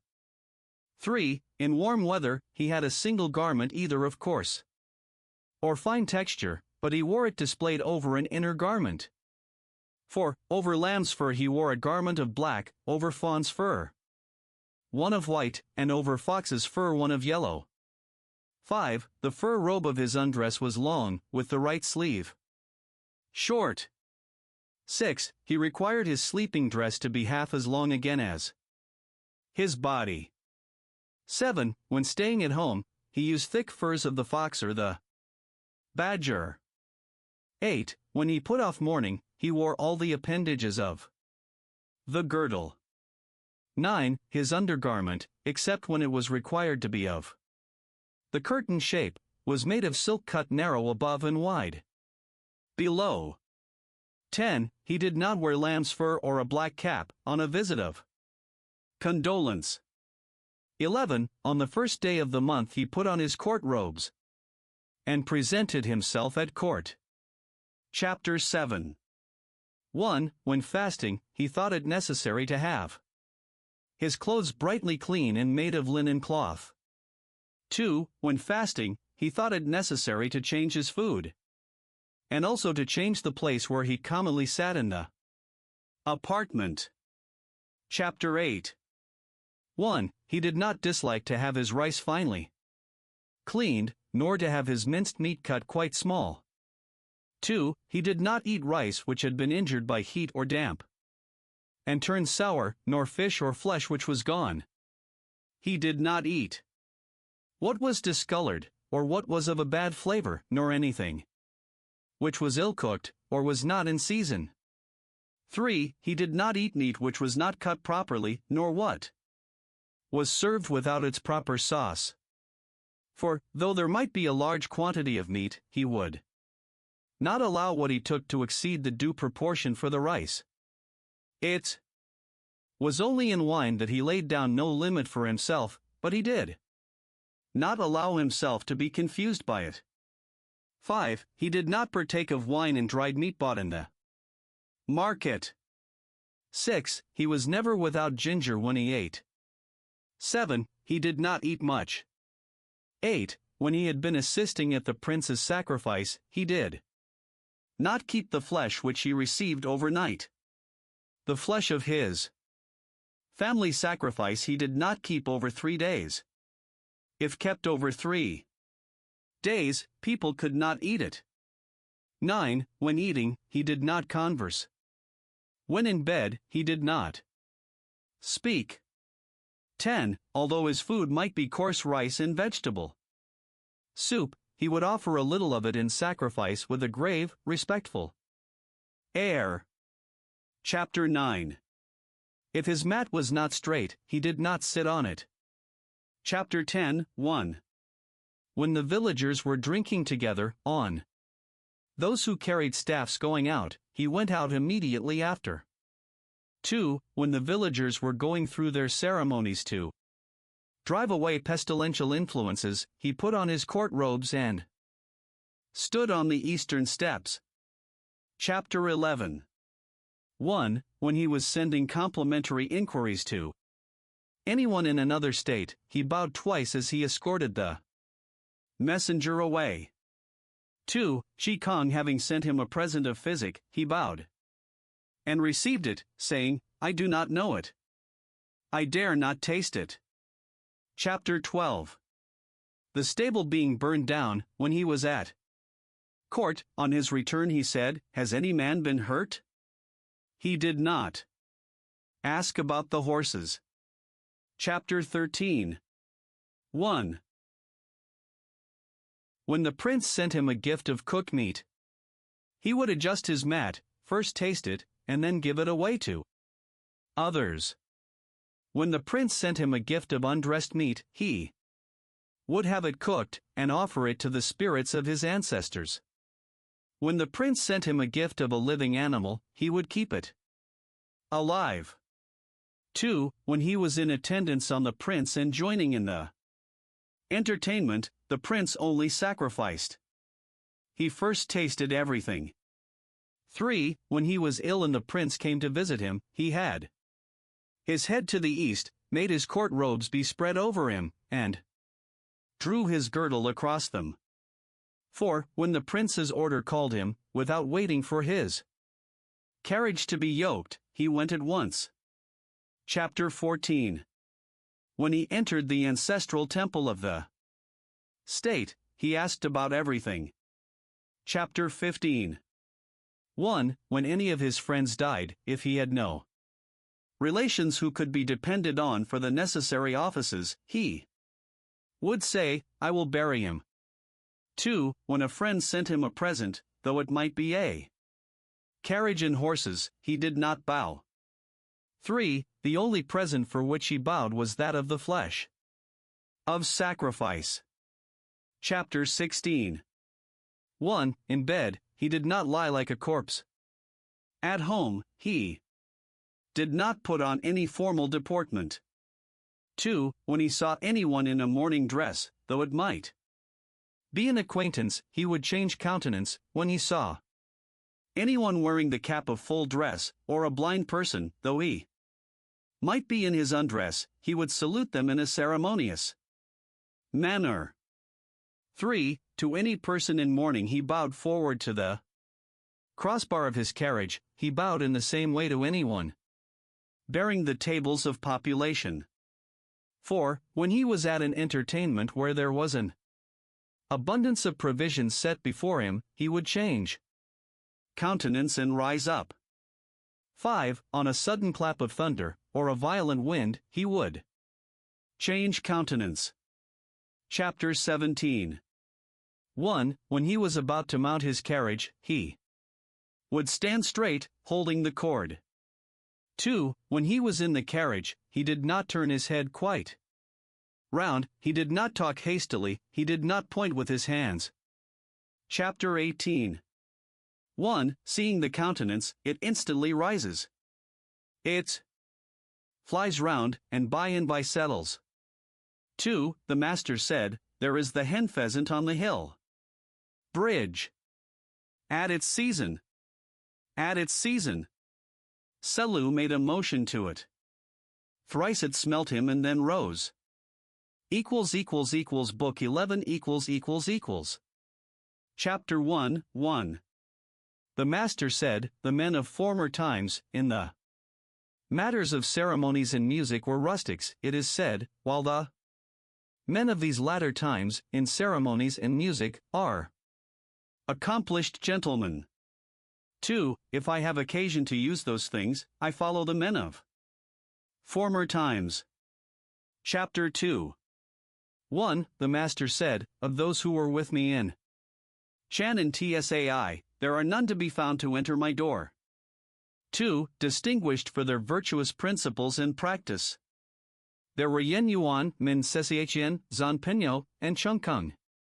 For their ability in speech, Saiwa and Sekung, for their admonies. Tradive talents, Zanyu and Chi Lu, for their literary acquirements. Seiyu and Sesia. Chapter 3. The master said, We gives me no assistance. There is nothing that I say in which he does not delight. Chapter 4. The master said, "Filial indeed is min session. Other people say nothing of him different from the report of his parents and brothers." Chapter 5. Nan Young was frequently repeating the lines about a white scepter stone. Confucius gave him the daughter of his elder brother to wife. Chapter 6. Shi Kong asked which of the disciples loved to learn. Confucius replied to him, there was Yen Hui, he loved to learn. Unfortunately, his appointed time was short, and he died. Now there is no one who loves to learn, as he did. Chapter 7. 1. When Yen Yuan died, Yen Lu begged the carriage of the master to sell and get an outer shell for his son's coffin. 2. The master said, everyone calls his son, whether he has talents or has not talents. There was Li, when he died, he had a coffin but no outer shell. I would not walk on foot to get a shell for him, because, having followed in the rear of the great officers, it was not proper that I should walk on foot. Chapter 8. When Yen Yuan died, the master said, alas! Heaven is destroying me. Heaven is destroying me. Chapter 9. 1. When Yen Yuan died, the master bewailed him exceedingly, and the disciples who were with him said, Master, your grief is excessive. 2. Is it excessive? Said he. 3. If I am not to mourn bitterly for this man, for whom should I mourn? Chapter 10. 1. When Yen Yuan died, the disciples wished to give him a great funeral, and the master said, you may not do so. 2. The disciples did bury him in great style. 3. The master said, he behaved towards me as his father. I have not been able to treat him as my son. The fault is not mine, it belongs to you, O disciples. Chapter 11.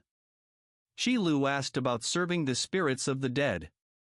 The master said, while you are not able to serve men, how can you serve their spirits? Shi Lu added, I venture to ask about death. He was answered, while you do not know life, how can you know about death? Chapter 12. 1. The disciple Min was standing by his side, looking bland and precise, Selu, looking bold and soldierly, Zun. Yu and Sekung, with a free and straightforward manner. The master was pleased. 2. He said, you, there, he will not die a natural death. Chapter 13. 1. Some parties in Lu were going to take down and rebuild the long treasury. 2. Min Session said, suppose it were to be repaired after its old style, why must it be altered and made anew? 3. The master said, this man seldom speaks, when he does, he is sure to hit the point. Chapter 14. 1. The master said, what has the lute of you to do in my door? 2. The other disciples began not to respect Selu. The master said, you has ascended to the hall, though he has not yet passed into the inner apartments. Chapter 15. 1. Sekung asked which of the two, Shi or Shang, was the superior. The master said, she goes beyond the do mean, and Shang does not come up to it. 2. Then, said Sekung, the superiority is with Shi, I suppose. 3. The master said, to go beyond is as wrong as to fall short. Chapter 16. 1. The head of the chief family was richer than the Duke of Chao had been, and yet Chiu collected his imposts for him and increased his wealth. 2. The master said, he is no disciple of mine. My little children, beat the drum and assail him. Chapter 17. 1. Chai is simple. 2. Sean is dull. 3. She is specious. 4. U is coarse. Chapter 18. 1. The master said, there is Hui. He has nearly attained to perfect virtue. He is often in want. 2. Tsze does not acquiesce in the appointments of heaven, and his goods are increased by him. Yet his judgments are often correct. Chapter 19. Sechang asked what were the characteristics of the good man. The master said, he does not tread in the footsteps of others, but moreover, he does not enter the chamber of the sage. Chapter 20. The master said, if, because a man's discourse appears solid and sincere, we allow him to be a good man, is he really a superior man? Or is his gravity only in appearance? Chapter 21. Selu asked whether he should immediately carry into practice what he heard. The master said, there are your father and elder brothers to be consulted, why should you act on that principle of immediately carrying into practice what you hear? Zan Yu asked the same, whether he should immediately carry into practice what he heard, and the master answered, immediately carry into practice what you hear. Kung Shiwa said, you asked whether he should carry immediately into practice what he heard. And you said, there are your father and elder brothers to be consulted. Chiu asked whether he should immediately carry into practice what he heard, and you said, carry it immediately into practice. I, Chih, am perplexed, and venture to ask you for an explanation. The master said, Chiu is retiring and slow, therefore I urged him forward. You has more than his own share of energy.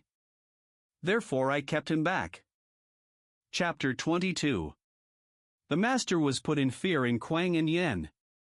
Yuan fell behind. The master, on his rejoining him, said, I thought you had died.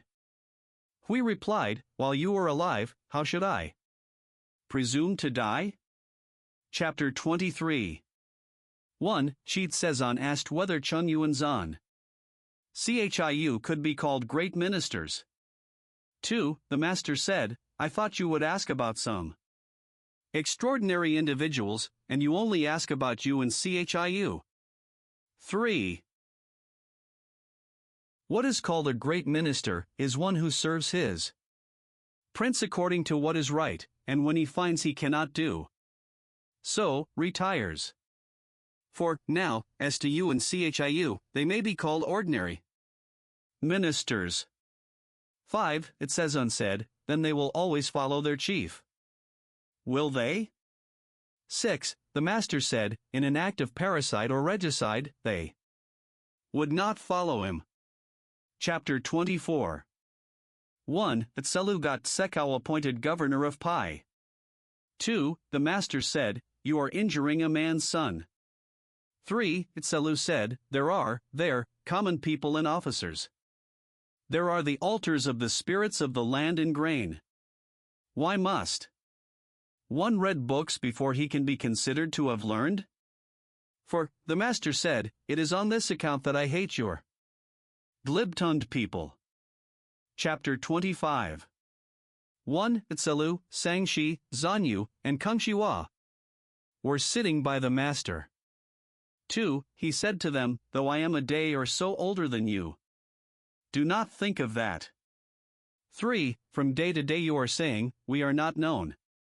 If some ruler were to know you, what would you like to do? 4. Tselu hastily and lightly replied, suppose the case of a state of 10,000 chariots, let it be straitened between other large states, let it be suffering from invading armies, and to this let there be added a famine in corn and in all vegetables. If I were entrusted with the government of it, in 3 years' time I could make the people to be bold, and to recognize the rules of righteous conduct. The master smiled at him. 5. Turning to Yenyu, he said, Chiu, what are your wishes? Chiu replied, suppose a state of 60 or 70 li square, or 1 of 50 or 60, and let me have the government of it, in 3 years' time, I could make plenty to abound among the people. As to teaching them the principles of propriety and music, I must wait for the rise of a superior man to do that. 6. What are your wishes, Chih? Said the master next to Kung. Shiwa. Chih replied, I do not say that my ability extends to these things, but I should wish to learn them. At the services of the ancestral temple, and at the audiences of the princes with the sovereign, I should like, dressed in the dark square-made robe and the black linen cap, to act as a small assistant. 7. Last of all, the master asked Sang Shi, Tien, what are your wishes? Tien, pausing as he was playing on his lute, while it was yet twanging, laid the instrument aside, and rose. My wishes, he said, are different from the cherished purposes of these 3 gentlemen. What harm is there in that, said the master, do you also, as well as they, speak out your wishes? Tien then said, in this the last month of spring, with the dress of the season all complete, along with 5 or 6 young men who have assumed the cap, and 6 or 7 boys, I would wash in the eye, enjoy the breeze among the rain altars, and return home singing. The master heaved a sigh and said, I give my approval to Tien. 8. The 3 others having gone out, Sang Shi remained behind, and said, what do you think of the words of these 3 friends? The master replied, they simply told each one his wishes. 9. She pursued, Master, why did you smile at you? 10. He was answered, the management of a state demands the rules of propriety. His words were not humble, therefore I smiled at him. 11. She again said, but was it not a state which Chiu proposed for himself? The reply was, yes. Did you ever see a territory of 60 or 70 li or 1 of 50 or 60, which was not a state? 12. Once more, she inquired, and was it not a state which Chih proposed for himself? The master again replied, yes, who but princes have to do with ancestral temples, and with audiences but the sovereign? If Chih were to be a small assistant in these services, who could be a great one? Book 12 Chapter 1, 1. Yen Yuan asked about perfect virtue. The master said, to subdue oneself and return to propriety, is perfect virtue. If a man can for one day subdue himself and return to propriety, all under heaven will ascribe perfect virtue to him. Is the practice of perfect virtue from a man himself, or is it from others? 2. Yen Yuan said, I beg to ask the steps of that process. The master replied, look not at what is contrary to propriety, listen not to what is contrary to propriety, speak not what is contrary to propriety, make no movement which is contrary to propriety. Yen Yuan then said, though I am deficient in intelligence and vigor, I will make it my business to practice this lesson. Chapter 2. Chungkung asked about perfect virtue. The master said, it is, when you go abroad, to behave to everyone as if you were receiving a great guest, to employ the people as if you were assisting at a great sacrifice, not to do to others as you would not wish done to yourself, to have no murmuring against you in the country, and none in the family. Chungkung said, though I am deficient in intelligence and vigor, I will make it my business to practice this lesson. Chapter 3. 1. Ziman asked about perfect virtue. 2. The master said, the man of perfect virtue is cautious and slow in his speech. 3. Cautious and slow in his speech, said Nyo, is this what is meant by perfect virtue? The master said, when a man feels the difficulty of doing, can he be other than cautious and slow in speaking? Chapter 4. 1. Ziman Nyo asked about the superior man. The master said, the superior man has neither anxiety nor fear. 2. Being without anxiety or fear, said Nui, does this constitute what we call the superior man? 3. The master said, when internal examination discovers nothing wrong, what is there to be anxious about, what is there to fear?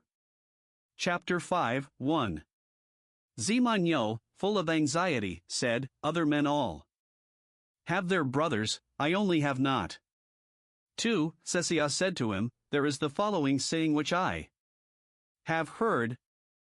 3. That death and life have their determined appointment, riches and honors depend upon heaven. For, let the superior man never fail reverentially to order his own conduct, and let him be respectful to others and observant of propriety, then all within the 4 seas will be his brothers. What has the superior man to do with being distressed because he has no brothers? Chapter 6. Sechang asked what constituted intelligence. The master said, he with whom neither slander that gradually soaks into the mind, nor statements that startle like a wound in the flesh, are successful, may be called intelligent indeed. Yeah, he with whom neither soaking slander nor startling statements are successful, may be called far-seeing. Chapter 7. 1. Sekong asked about government. The master said, the requisites of government are that there be sufficiency of food, sufficiency of military equipment, and the confidence of the people in their ruler. 2. Sekong said, if it cannot be helped, and one of these must be dispensed with, which of the 3 should be foregone? First, the military equipment, said the master. 3. Sekong again asked, if it cannot be helped, and one of the remaining 2 must be dispensed with, which of them should be foregone? The master answered, part with the food. From of old, death has been the lot of all men, but if the people have no faith in their rulers, there is no standing for the state. Chapter 8. 1. Chi Tsesiachang said, in a superior man it is only the substantial qualities which are wanted, why should we seek for ornamental accomplishments? 2. Sekong said, alas! Your words, sir, show you to be a superior man, but 4 horses cannot overtake the tongue. 3. Ornament is as substance, substance is as ornament. The hide of a tiger or a leopard stripped of its hair is like the hide of a dog or a goat stripped of its hair. Chapter 9. 1. The Duke Ai inquired of Yuzo, saying, the year is one of scarcity, and the returns for expenditure are not sufficient, what is to be done? 2. Yuzo replied to him, why not simply tithe the people? 3. With 2 tenths, said the Duke, I find it not enough, how could I do with that system of 1/10? For, Yuzo answered, if the people have plenty, their prince will not be left to want alone. If the people are in want, their prince cannot enjoy plenty alone. Chapter 10, 1.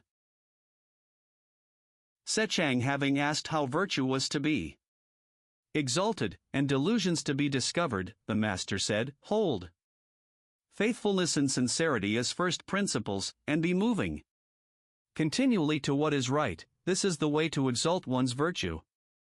2. You love a man and wish him to live, you hate him and wish him to die. Having wished him to live, you also wish him to die. This is a case of delusion. 3. It may not be on account of her being rich, yet you come to make a difference. Chapter 11.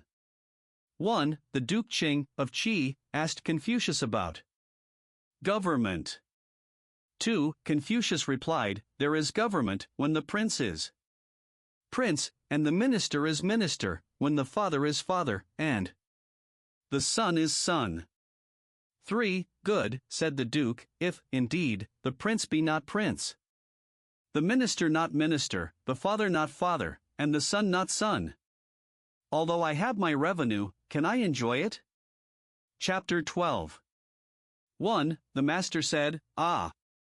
It is you, who could with half a word settle litigations." 2. Selu never slept over a promise. Chapter 13. The master said, "In hearing litigations, I am like any other body.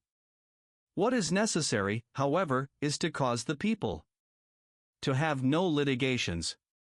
Chapter 14. Sechang asked about government. The master said, "The art of governing is to keep its affairs before the mind without weariness, and to practice them with undeviating consistency." Chapter 15.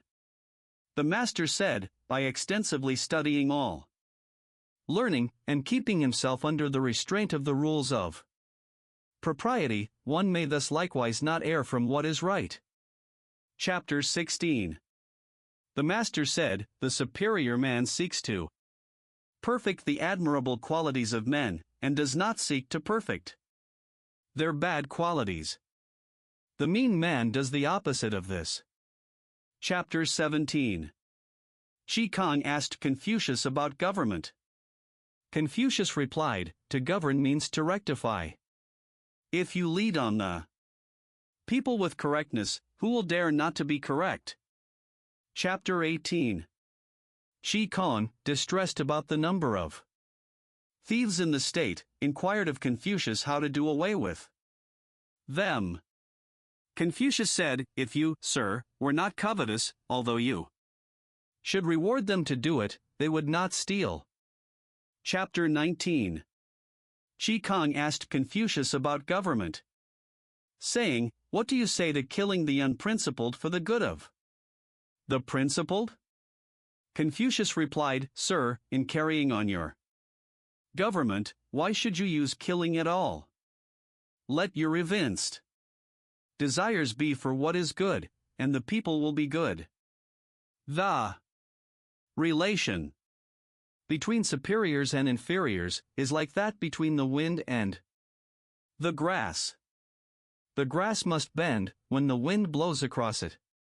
Chapter 20. 1. Sechang asked, "What must the officer be, who may be said to be distinguished?" 2. The master said, "What is it you call being distinguished?" 3. Sechang replied, "It is to be heard of through the state, to be heard of throughout his clan." For, the master said, that is notoriety, not distinction.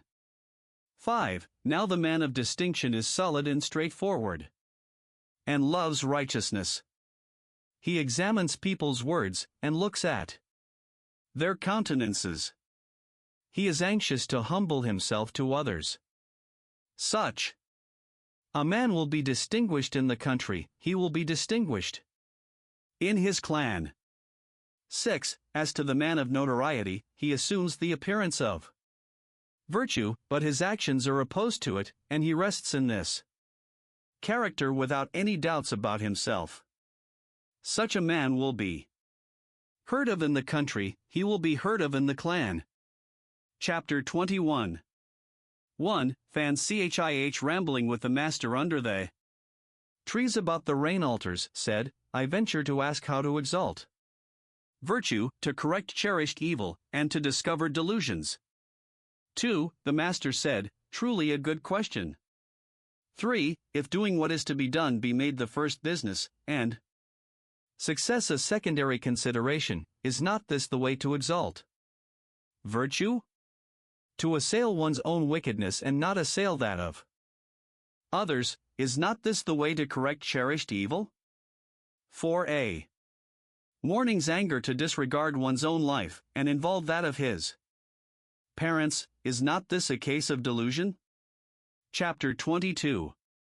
1. Fan Chih asked about benevolence. The Master said, "It is to love all men." He asked about knowledge. The Master said, "It is to know all men." 2. Fan Chih did not immediately understand these answers. 3. The Master said, "Employ the upright and put aside all the crooked, in this way the crooked can be made to be upright." 4. Fan Chih retired, and, seeing Sesia, he said to him, "A little while ago, I had an interview with our master, and asked him about knowledge. He said, 'Employ the upright, and put aside all the crooked, in this way, the crooked will be made to be upright.'" What did he mean? 5. Sesia said, "Truly rich is his saying." 6. Shun, being in possession of the kingdom, selected from among all the people, and employed Kaoyao, on which all who were devoid of virtue disappeared. Tang, being in possession of the kingdom, selected from among all the people, and employed Yin. And all who were devoid of virtue disappeared. Chapter 23. Sekong asked about friendship. The Master said, "Faithfully admonish your friend, and skillfully lead him on. If you find him impracticable, stop. Do not disgrace yourself." Chapter 24. The philosopher Sang said, "The superior man, on grounds of culture, meets with his friends, and by their friendship helps his virtue." Book 13 ===. Chapter 1. Selu asked about government. The Master said, "Go before the people with your example, and be laborious in their affairs." 2. He requested further instruction, and was answered, "Be not weary in these things." Chapter 2. 1. Chung Kung, being chief minister to the head of the Chi family, asked about government. The Master said, "Employ first the services of your various officers, pardon small faults, and raise to office men of virtue and talents."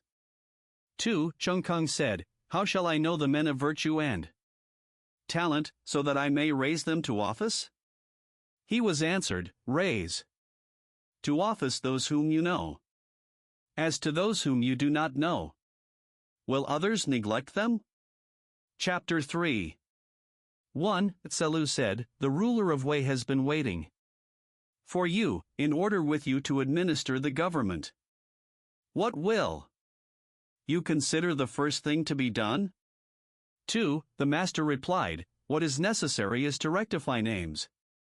3. "So, indeed," said Selu, "you are wide of the mark. Why must there be such rectification?" 4. The Master said, "How uncultivated you are, you, a superior man, in regard to what he does not know, shows a cautious reserve." 5. If names be not correct, language is not in accordance with the truth of things. If language be not in accordance with the truth of things, affairs cannot be carried on to success. 6. When affairs cannot be carried on to success, proprieties and music will not flourish. When proprieties and music do not flourish, punishments will not be properly awarded. When punishments are not properly awarded, the people do not know how to move hand or foot. 7. Therefore a superior man considers it necessary that the names he uses may be spoken appropriately, and also that what he speaks may be carried out appropriately. What the superior man requires is just that in his words there may be nothing incorrect. Chapter 4. 1. Fan Chih requested to be taught husbandry. The Master said, "I am not so good for that as an old husbandman." He requested also to be taught gardening, and was answered, "I am not so good for that as an old gardener." 2. Fan Chih having gone out, the master said, a small man. Indeed, is Fan Su. 3. If a superior love propriety, the people will not dare not to be reverent. If he love righteousness, the people will not dare not to submit to his example. If he love good faith, the people will not dare not to be sincere. Now, when these things obtain, the people from all quarters will come to him, bearing their children on their backs. What need has he of a knowledge of husbandry? Chapter 5. The master said, though a man may be able to recite the 300 odes, yet if, when entrusted with a governmental charge, he knows not how to act, or if, when sent to any quarter on a mission, he cannot give his replies unassisted, notwithstanding the extent of his learning, of what practical use is it? Chapter 6. The master said, when a prince's personal conduct is correct, his government is effective without the issuing of orders. If his personal conduct is not correct, he may issue orders, but they will not be followed. Chapter 7. The master said, the governments of Lu and Wei are brothers. Chapter 8. The master said of Qing, a scion of the ducal family of Wei, that he knew the economy of a family well. When he began to have means, he said, "Ha! Here is a collection." When they were a little increased, he said, "Ha! This is complete." When he had become rich, he said, "Ha! This is admirable." Chapter 9. 1. When the master went to Wei, Zan Yu acted as driver of his carriage. 2. The master observed, how numerous are the people. 3. You said, since they are thus numerous, what more shall be done for them? Enrich them, was the reply. 4. And when they have been enriched, what more shall be done? The master said, teach them. Chapter 10. The master said, if there were any of the princes who would employ me, in the course of 12 months, I should have done something considerable. In 3 years, the government would be perfected. Chapter 11. The master said, if good men were to govern a country in succession for 100 years, they would be able to transform the violently bad, and dispense with capital punishments. True indeed is this saying. Chapter 12. The master said, if a truly royal ruler were to arise, it would still require a generation, and then virtue would prevail. Chapter 13. The master said, if a minister make his own conduct correct, what difficulty will he have in assisting in government? If he cannot rectify himself, what has he to do with rectifying others? Chapter 14. The disciples on returning from the court, the master said to him, how are you so late? He replied, we had government business. The master said, it must have been family affairs. If there had been government business, though I am not now in office, I should have been consulted about it. Chapter 15. 1. The Duke Ting asked whether there was a single sentence which could make a country prosperous. Confucius replied, such an effect cannot be expected from one sentence. 2. There is a saying, however, which people have to be a prince is difficult, to be a minister is not easy. 3. If a ruler knows this, the difficulty of being a prince, may there not be expected from this one sentence the prosperity of his country? For, the Duke then said, is there a single sentence which can ruin a country? Confucius replied, such an effect as that cannot be expected from one sentence. There is, however, the saying which people have, I have no pleasure in being a prince, but only in that no one can offer any opposition to what I say. 5. If a ruler's words be good, is it not also good that no one oppose them?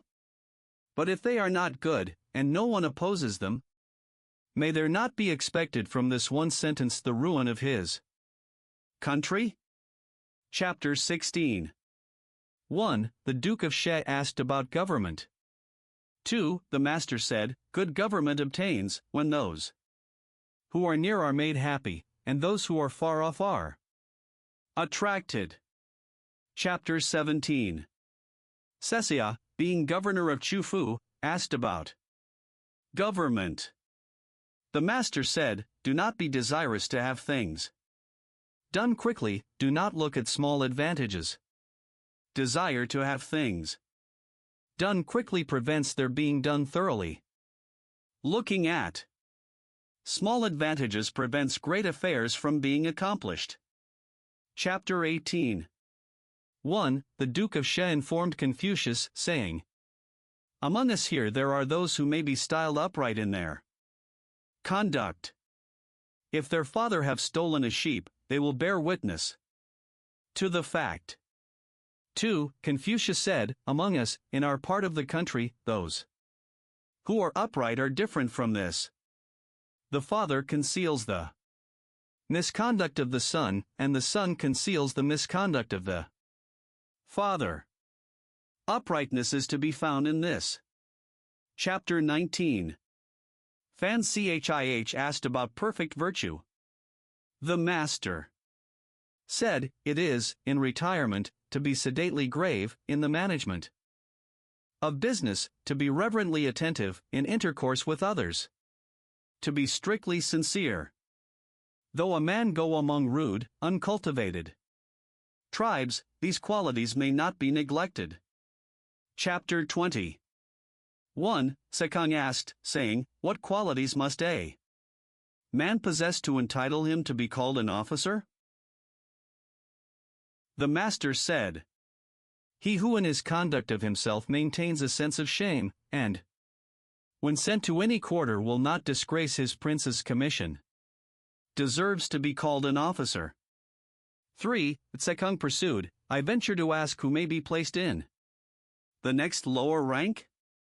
And he was told, he whom the circle of his relatives pronounce to be filial, whom his fellow villagers and neighbors pronounce to be fraternal. 3. Again the disciple asked, I venture to ask about the class still next in order. The Master said, they are determined to be sincere in what they say, and to carry out what they do. They are obstinate little men. Yet perhaps they may make the next class. 4. Sekong finally inquired, of what sort are those of the present day, who engage in government? The Master said, pooh. They are so many pecks and hampers, not worth being taken into account. Chapter 21. The Master said, since I cannot get men pursuing the due medium, to whom I might communicate my instructions, I must find the ardent and the cautiously decided. The ardent will advance and lay hold of truth, the cautiously decided will keep themselves from what is wrong. Chapter 22. 1. The Master said, the people of the South have a saying, a man without constancy cannot be either a wizard or a doctor. Good. 2. Inconstant in his virtue, he will be visited with disgrace. 3. The Master said, this arises simply from not attending to the prognostication. Chapter 23. The Master said, the superior man is affable, but not adulatory, the mean man is adulatory, but not affable. Chapter 24. Sekong asked, saying, what do you say of a man who is loved by all the people of his neighborhood? The Master replied, we may not for that accord our approval of him. And what do you say of him who is hated by all the people of his neighborhood? The Master said, we may not for that conclude that he is bad. It is better than either of these cases that the good and the neighborhood love him, and the bad hate him. Chapter 25. The master said, the superior man is easy to serve and difficult to please. If you try to please him in any way which is not accordant with right, he will not be pleased. But in his employment of men, he uses them according to their capacity. The mean man is difficult to serve, and easy to please. If you try to please him, though it be in a way which is not accordant with right, he may be pleased. But in his employment of men, he wishes them to be equal to everything. Chapter 26. The master said, the superior man has a dignified ease without pride. The mean man has pride without a dignified ease. Chapter 27. The master said, the firm, the enduring, the simple, and the modest are near to virtue. Chapter 28. Salu asked, saying, what qualities must a man possess to entitle him to be called a scholar? The master said, he must be thus earnest, urgent, and bland among his friends. Earnest and urgent, among his brethren, bland. Chapter 29. The master said, let a good man teach the people 7 years, and they may then likewise be employed in war. Chapter 30. The master said, to lead an uninstructed people to war is to throw them away. Book 14 ====. Chapter 1. Shin asked what was shameful. The master said, when good government prevails in a state, to be thinking only of salary, and, when bad government prevails, to be thinking, in the same way, only of salary, this is shameful. Chapter 2. 1. When the love of superiority, boasting, resentments, and covetousness are repressed, this may be deemed perfect virtue. 2. The master said, this may be regarded as the achievement of what is difficult. But I do not know that it is to be deemed perfect virtue. Chapter 3. The master said, the scholar who cherishes the love of comfort is not fit to be deemed a scholar. Chapter 4. The master said, when good government prevails in a state, language may be lofty and bold, and actions the same. When bad government prevails, the actions may be lofty and bold, but the language may be with some reserve. Chapter 5. The master said, the virtuous will be sure to speak correctly, but those whose speech is good may not always be virtuous. Men of principle are sure to be bold, but those who are bold may not always be men of principle. Chapter 6. Nan Kung Kuo, submitting an inquiry to Confucius, said, I was skillful at archery, and Ao could move a boat along upon the land, but neither of them died a natural death.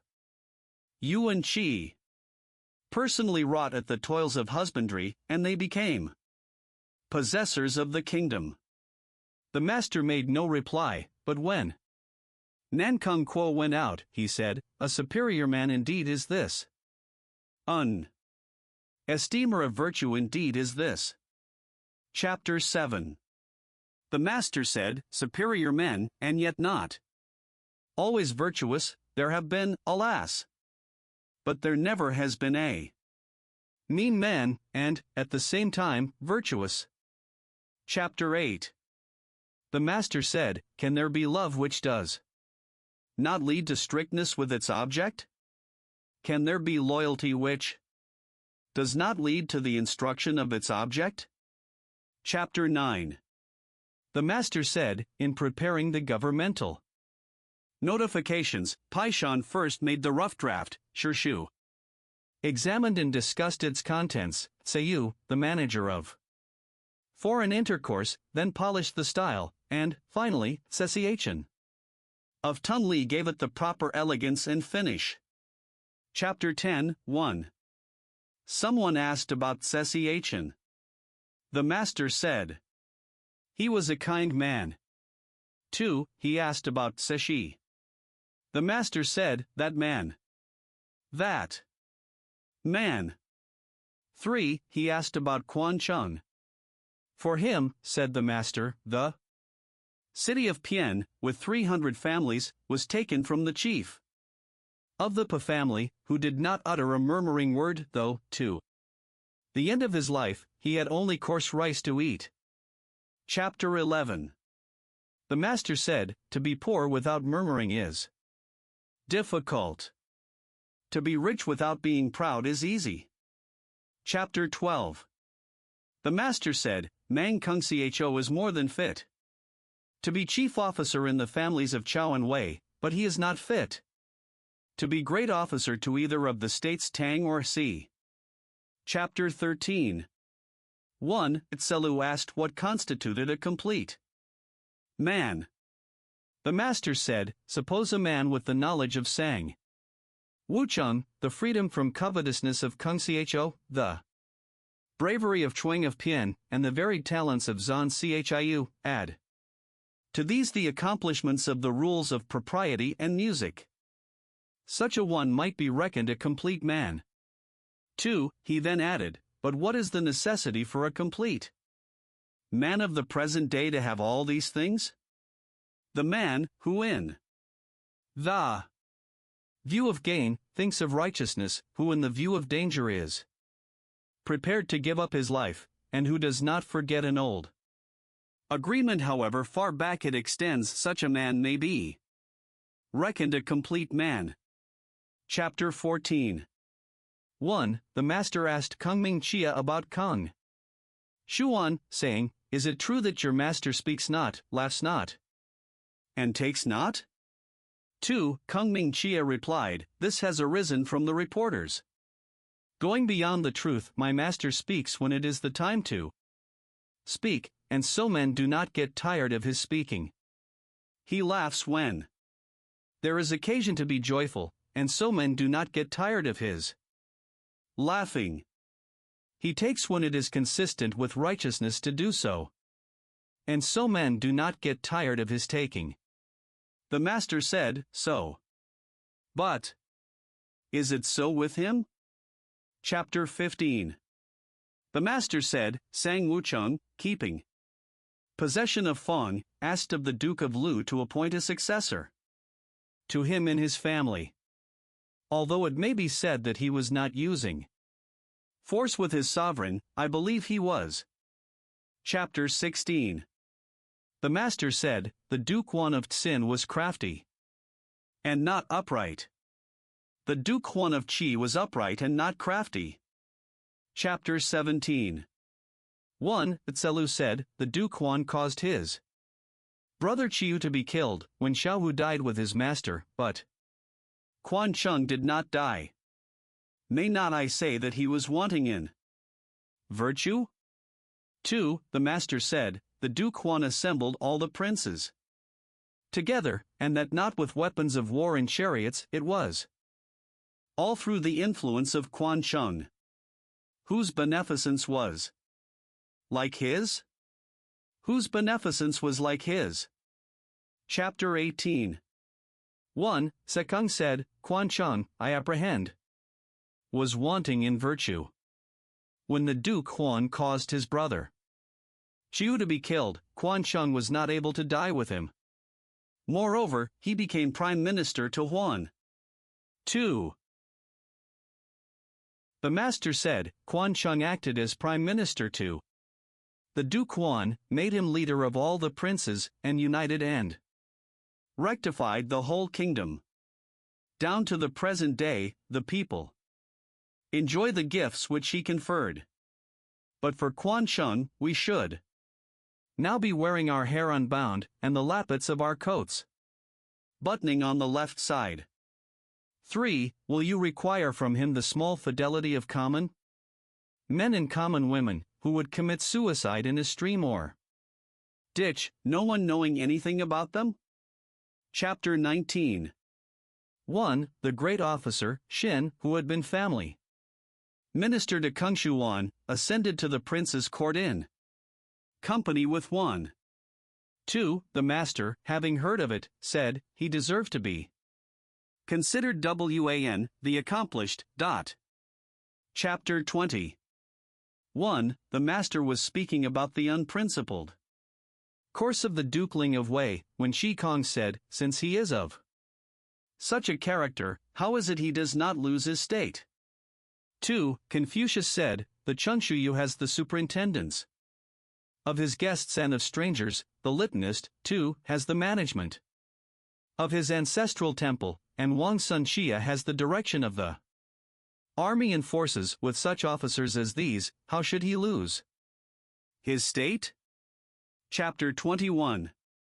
The master said, he who speaks without modesty will find it difficult to make his words good. Chapter 22. 1. Chan Chang murdered the Duke Qian of Qi. 2. Confucius bathed, went to court, and informed the Duke Ai, saying, Chan Hang has slain his sovereign. I beg that you will undertake to punish him. 3. The Duke said, inform the chiefs of the 3 families of it. For Confucius retired, and said, following in the rear of the great officers, I did not dare not to represent such a matter, and my prince says, inform the chiefs of the 3 families of it. 5. He went to the chiefs, and informed them, but they would not act. Confucius then said, following in the rear of the great officers, I did not dare not to represent such a matter. Chapter 23. Selu asked how a ruler should be served. The master said, do not impose on him, and, moreover, withstand him to his face. Chapter 24. The master said, the progress of the superior man is upwards, the progress of the mean man is downwards.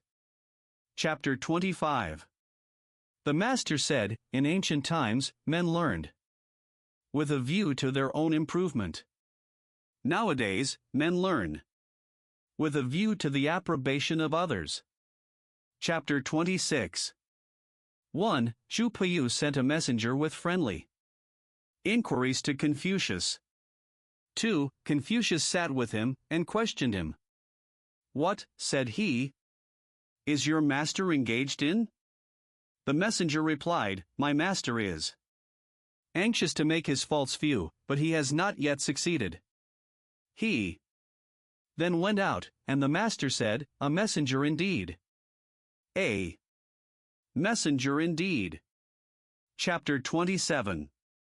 The master said, he who is not in any particular office has nothing to do with plans for the administration of its duties.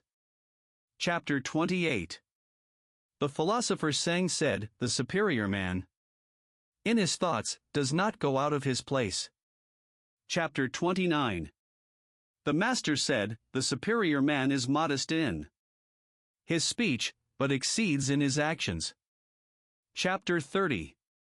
1. The master said, the way of the superior man is threefold, but I am not equal to it. Virtuous, he is free from anxieties; wise, he is free from perplexities; bold, he is free from fear. 2. Sekung said, Master, that is what you yourself say. Chapter 31. Sekung was in the habit of comparing men together. The master said, Se must have reached a high pitch of excellence. Now, I have not leisure for this. Chapter 32. The master said, I will not be concerned at men's not knowing me, I will be concerned at my own want of ability. Chapter 33. The master said, he who does not anticipate attempts to deceive him, nor think beforehand of his not being believed, and yet apprehends these things readily when they occur, is he not a man of superior worth? Chapter 34. 1. Wei Shang Mao said to Confucius, Chiu, how is it that you keep roosting about? Is it not that you are an insinuating talker? 2. Confucius said, I do not dare to play the part of such a talker, but I hate obstinacy. Chapter 35. The master said, a horse is called a chi, not because of its strength, but because of its other good qualities. Chapter 36. 1. Someone said, what do you say concerning the principle that injury should be recompensed with kindness? 2. The master said, with what then will you recompense kindness? 3. Recompense injury with justice, and recompense kindness with kindness. Chapter 37. 1. The master said, alas! There is no one that knows me. 2. Sekung said, what do you mean by thus saying that no one knows you? The master replied, I do not murmur against heaven. I do not grumble against men. My studies lie low, and my penetration rises high. But there is heaven that knows me. Chapter 38. 1. The Kungpo Liao, having slandered Selu. To Chi's son, Safu Qingpe informed Confucius of it, saying, our master is certainly being led astray by the Kungpo Liao, but I have still power enough left to cut Liao off and expose his corpse in the market and in the court. 2. The master said, if my principles are to advance, it is so ordered. If they are to fall to the ground, it is so ordered. What can the Kungpo Liao do where such ordering is concerned? Chapter 39. 1. The master said, some men of worth retire from the world. 2. Some retire from particular states. 3. Some retire because of disrespectful looks. 4. Some retire because of contradictory language. Chapter 40. The master said, those who have done this are 7 men. Chapter 41. Selu happening to pass the night in Shiman. The gatekeeper said to him, whom do you come from? Selu said, from Mr. Kung. It is he, is it not? Said the other, who knows the impracticable nature of the times and yet will be doing in them. Chapter 42. 1. The master was playing, one day, on a musical stone way, when a man, carrying a straw basket, passed the door of the house where Confucius was, and said, his heart is full whoso beats the musical stone. 2. A little while after, he added, how contemptible is the one idea obstinacy those sounds display.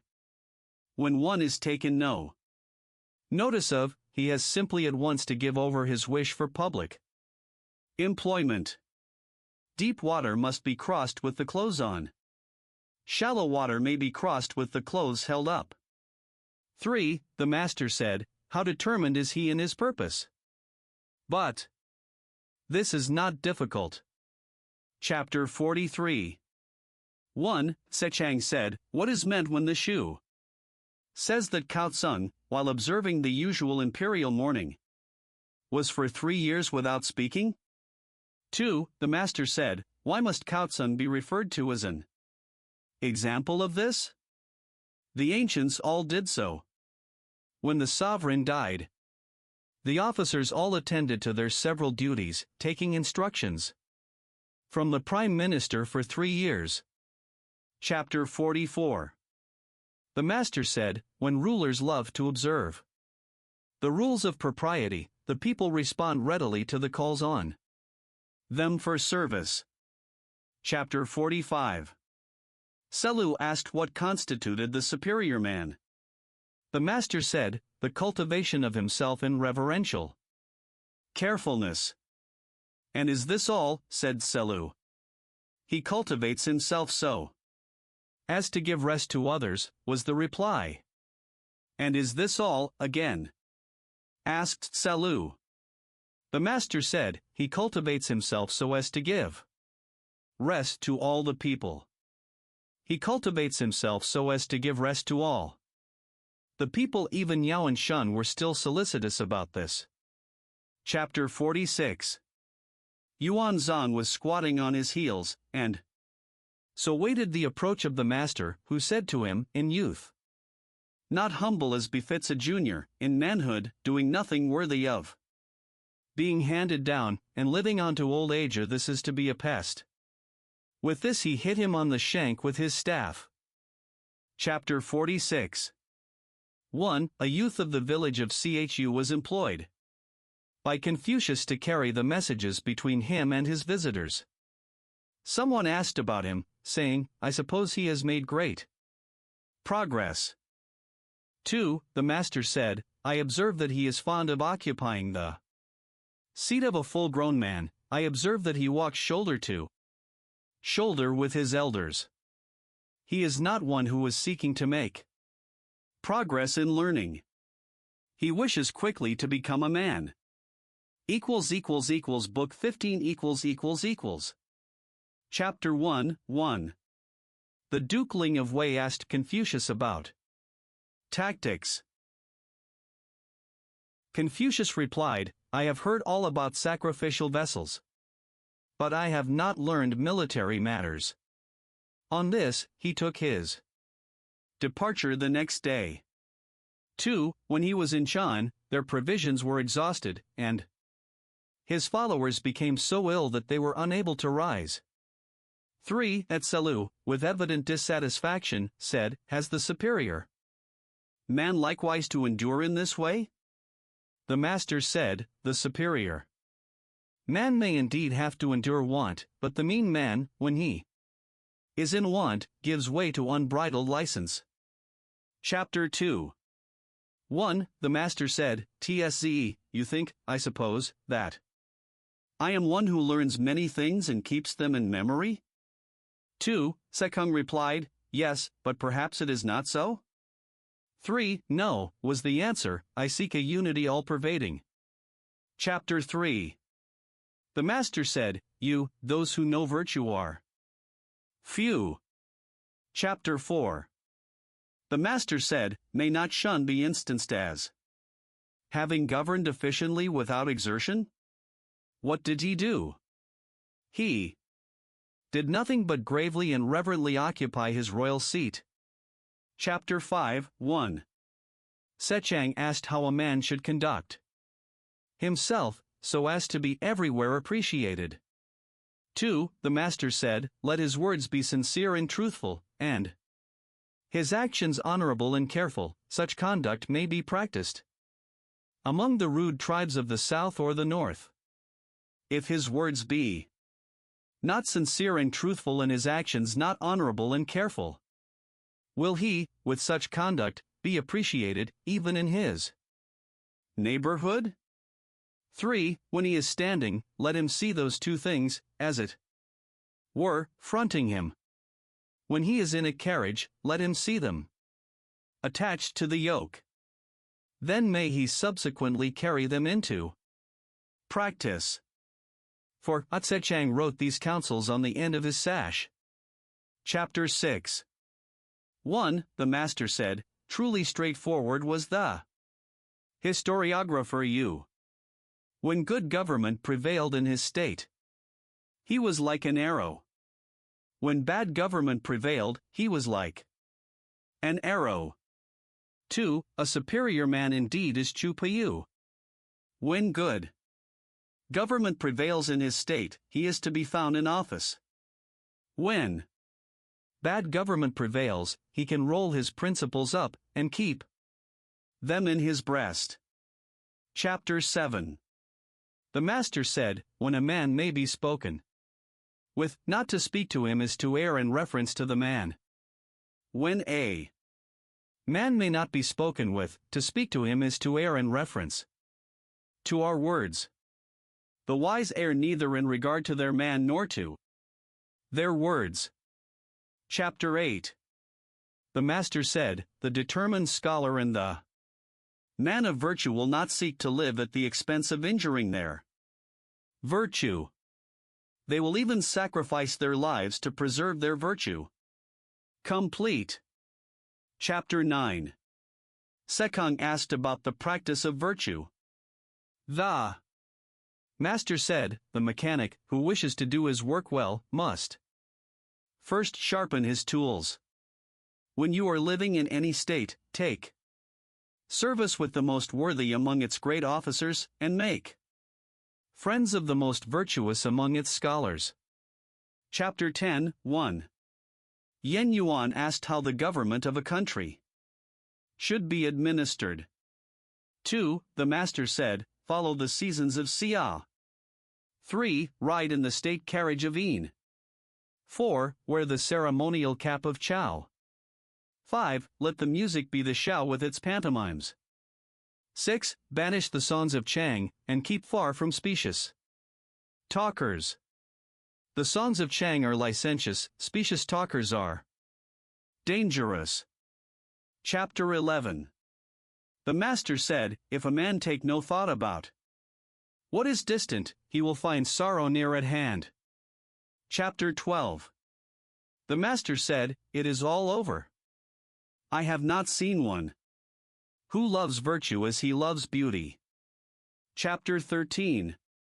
The master said, was not sang one like one who had stolen his situation. He knew the virtue and the talents of Hui of Lucia, and yet did not procure that he should stand with him in court. Chapter 14. The master said, he who requires much from himself and little from others, will keep himself from being the object of resentment. Chapter 15. The master said, when a man is not in the habit of saying, what shall I think of this? What shall I think of this? I can indeed do nothing with him. Chapter 16. The master said, when a number of people are together for a whole day, without their conversation turning on righteousness, and when they are fond of carrying out the suggestions of a small shrewdness, theirs is indeed a hard case. Chapter 17. The master said, the superior man in everything considers righteousness to be essential. He performs it according to the rules of propriety. He brings it forth in humility. He completes it with sincerity. This is indeed a superior man. Chapter 18. The master said, the superior man is distressed by his want of ability. He is not distressed by men's not knowing him. Chapter 19. The master said, the superior man dislikes the thought of his name not being mentioned after his death. Chapter 20. The master said, what the superior man seeks is in himself. What the mean man seeks is in others. Chapter 21. The master said, the superior man is dignified, but does not wrangle. He is sociable, but not a partisan. Chapter 22. The master said, the superior man does not promote a man simply on account of his words, nor does he put aside good words because of the man. Chapter 23. Sekong asked, saying, is there one word which may serve as a rule of practice for all one's life?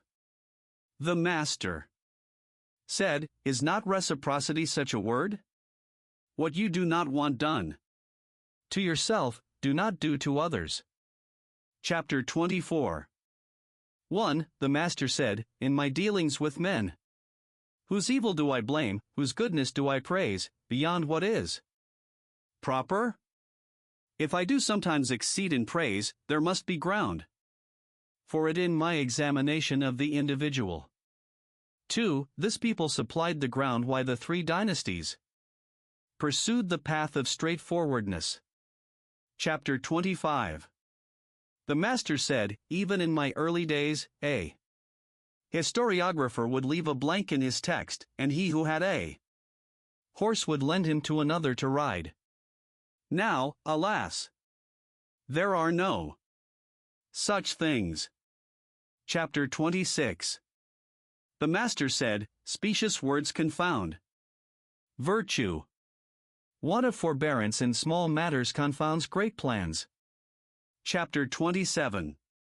The Master said, when the multitude hate a man, it is necessary to examine into the case.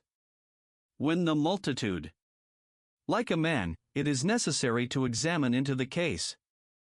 Chapter 28. The Master said, a man can enlarge the principles which he follows, those principles do not enlarge the man. Chapter 29. The Master said, to have faults and not to reform them, this, indeed, should be pronounced having faults. Chapter 30. The Master said, I have been the whole day without eating, and the whole night without sleeping, occupied with thinking. It was of no use. The better plan is to learn. Chapter 31. The Master said, the object of the superior man is truth. Food is not his object. There is plowing, even in that. There is sometimes want. So with learning, emolument may be found in it. The superior man is anxious lest he should not get truth. He is not anxious lest poverty should come upon him. Chapter 32. 1. The Master said, when a man's knowledge is sufficient to attain, and his virtue is not sufficient to enable him to hold, whatever he may have gained, he will lose again. 2. When his knowledge is sufficient to attain, and he has virtue enough to hold fast, if he cannot govern with dignity, the people will not respect him. 3. When his knowledge is sufficient to attain, and he has virtue enough to hold fast, when he governs also with dignity, yet if he try to move the people contrary to the rules of propriety, a full excellence is not reached. Chapter 33. The Master said, the superior man cannot be known in little matters, but he may be entrusted with great concerns. The small man may not be entrusted with great concerns, but he may be known in little matters. Chapter 34. The Master said, virtue is more to man than either water or fire. I have seen men die from treading on water and fire, but I have never seen a man die from treading the course of virtue. Chapter 35. The Master said, let every man consider virtue as what devolves on himself. He may not yield the performance of it even to his teacher. Chapter 36. The Master said, the superior man is correctly firm, and not firm merely. Chapter 37. The Master said, a minister, in serving his prince, reverently discharges his duties, and makes his emolument a secondary consideration. Chapter 38. The Master said, in teaching there should be no distinction of classes. Chapter 39. The Master said, those whose courses are different cannot lay plans for one another. Chapter 40.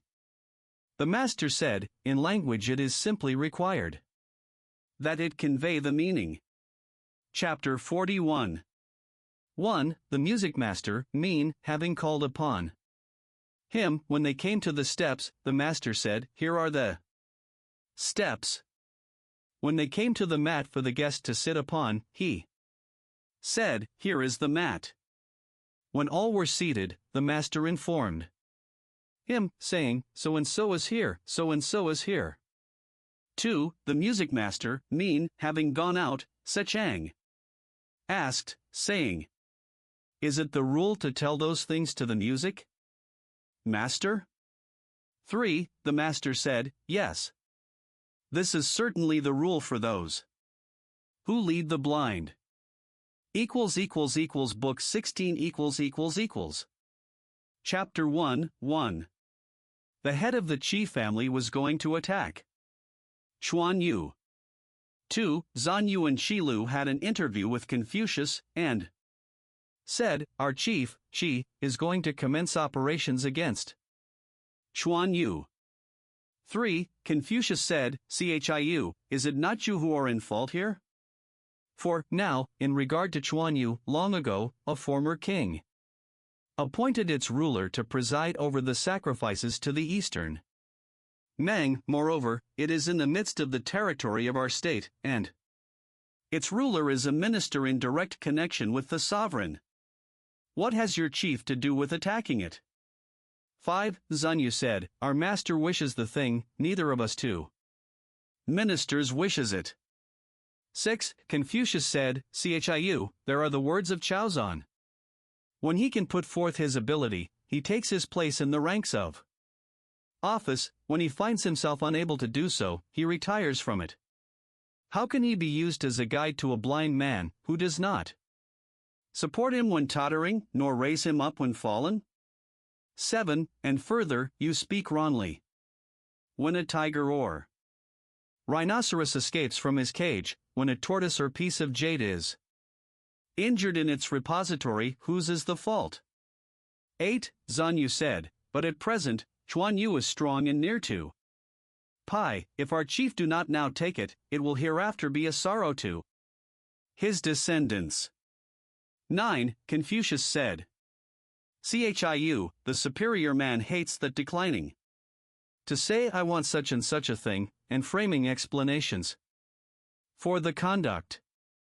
10. I have heard that rulers of states and chiefs of families are not troubled lest their people should be few, but are troubled lest they should not keep their several places, that they are not troubled with fears of poverty, but are troubled with fears of a want of contented repose among the people in their several places. For when the people keep their several places, there will be no poverty. When harmony prevails, there will be no scarcity of people, and when there is such a contented repose, there will be no rebellious upsettings. 11. So it is, therefore, if remoter people are not submissive, all the influences of civil culture and virtue are to be cultivated to attract them to be so, and when they have been so attracted, they must be made contented and tranquil. 12. Now, here are you and Chiu, assisting your chief. Remoter people are not submissive, and, with your help, he cannot attract them to him. In his own territory there are divisions and downfalls, leavings and separations, and, with your help, he cannot preserve it. 13. And yet he is planning these hostile movements within the state. I am afraid that the sorrow of the Chisun family will not be on account of Chuan Yu, but will be found within the screen of their own court. Chapter 2. 1. Confucius said, when good government prevails in the empire, ceremonies, music, and punitive military expeditions proceed from the Son of Heaven. When bad government prevails in the empire, ceremonies, music, and punitive military expeditions proceed from the princes. When these things proceed from the princes, as a rule, the cases will be few in which they do not lose their power in 10 generations. When they proceed from the great officers of the princes, as a rule, the cases will be few in which they do not lose their power in 5 generations. When the subsidiary ministers of the great officers hold in their grasp the orders of the state, as a rule, the cases will be few in which they do not lose their power in 3 generations. 2. When right principles prevail in the kingdom, government will not be in the hands of the great officers. 3. When right principles prevail in the kingdom, there will be no discussions among the common people. Chapter 3. Confucius said, the revenue of the state has left the ducal house now for 5 generations. The government has been in the hands of the great officers for 4 generations. On this account, the descendants of the 3 Huan are much reduced.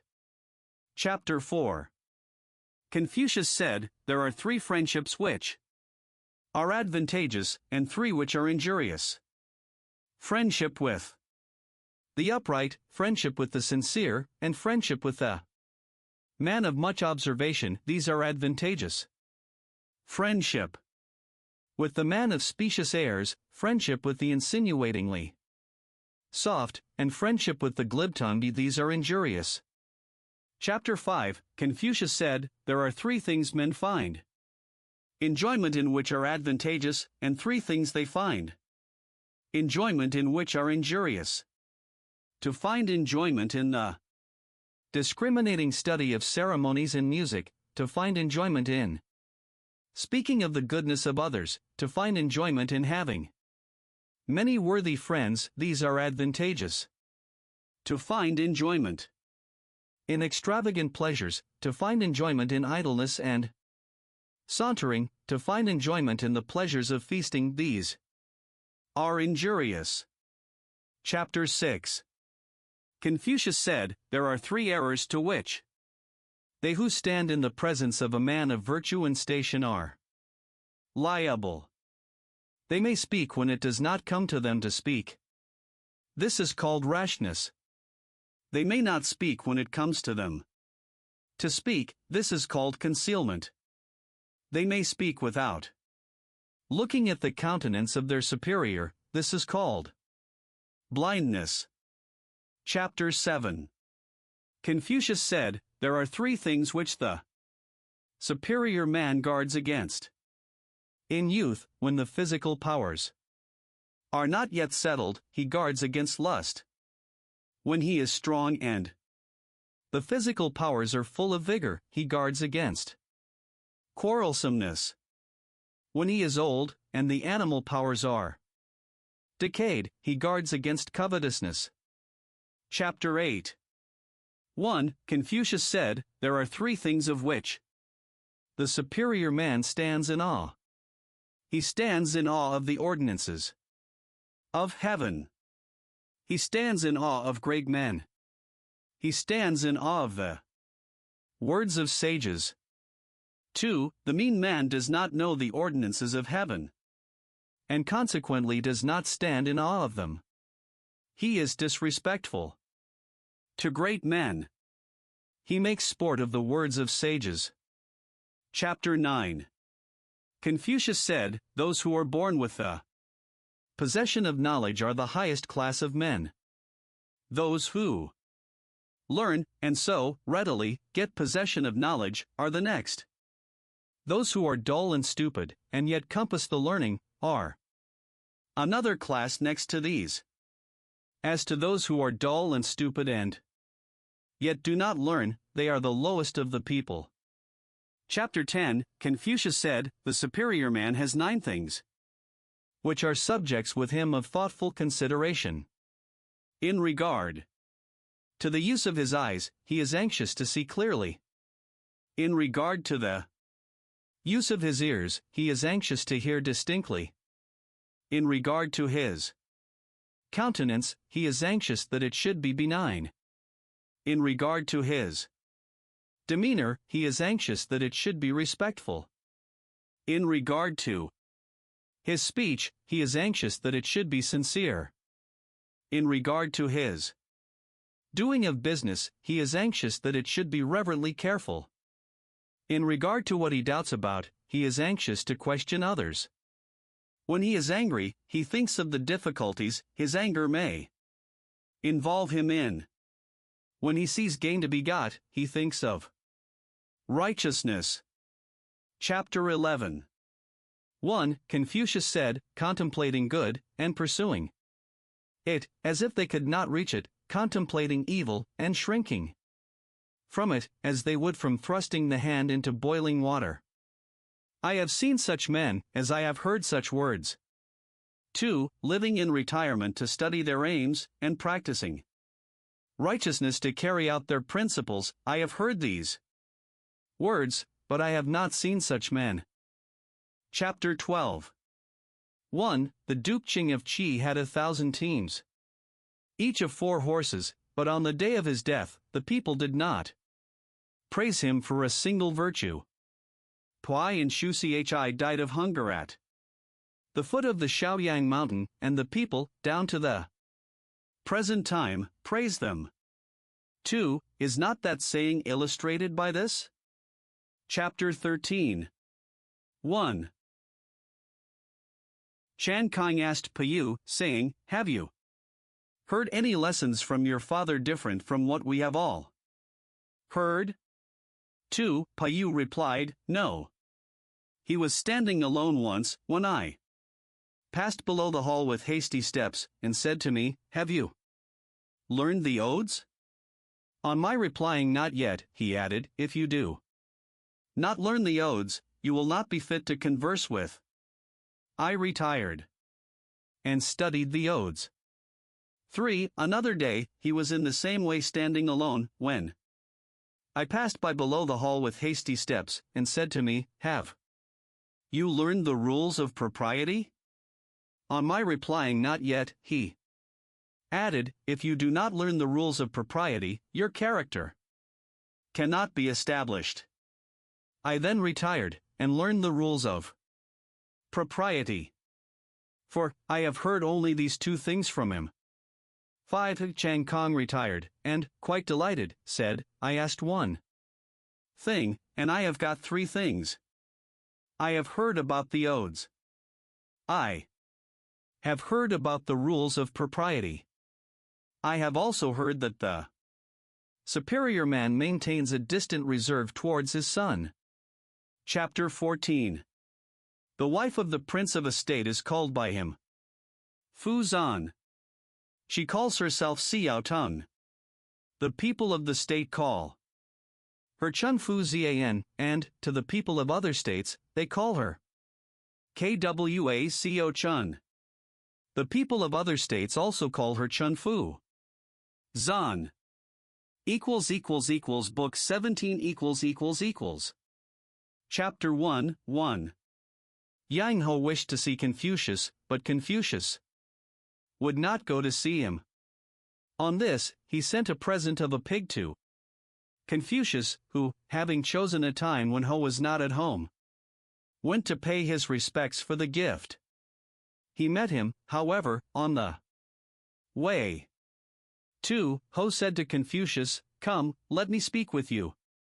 He then asked, Can he be called benevolent who keeps his jewel in his bosom, and leaves his country to confusion? Confucius replied, No.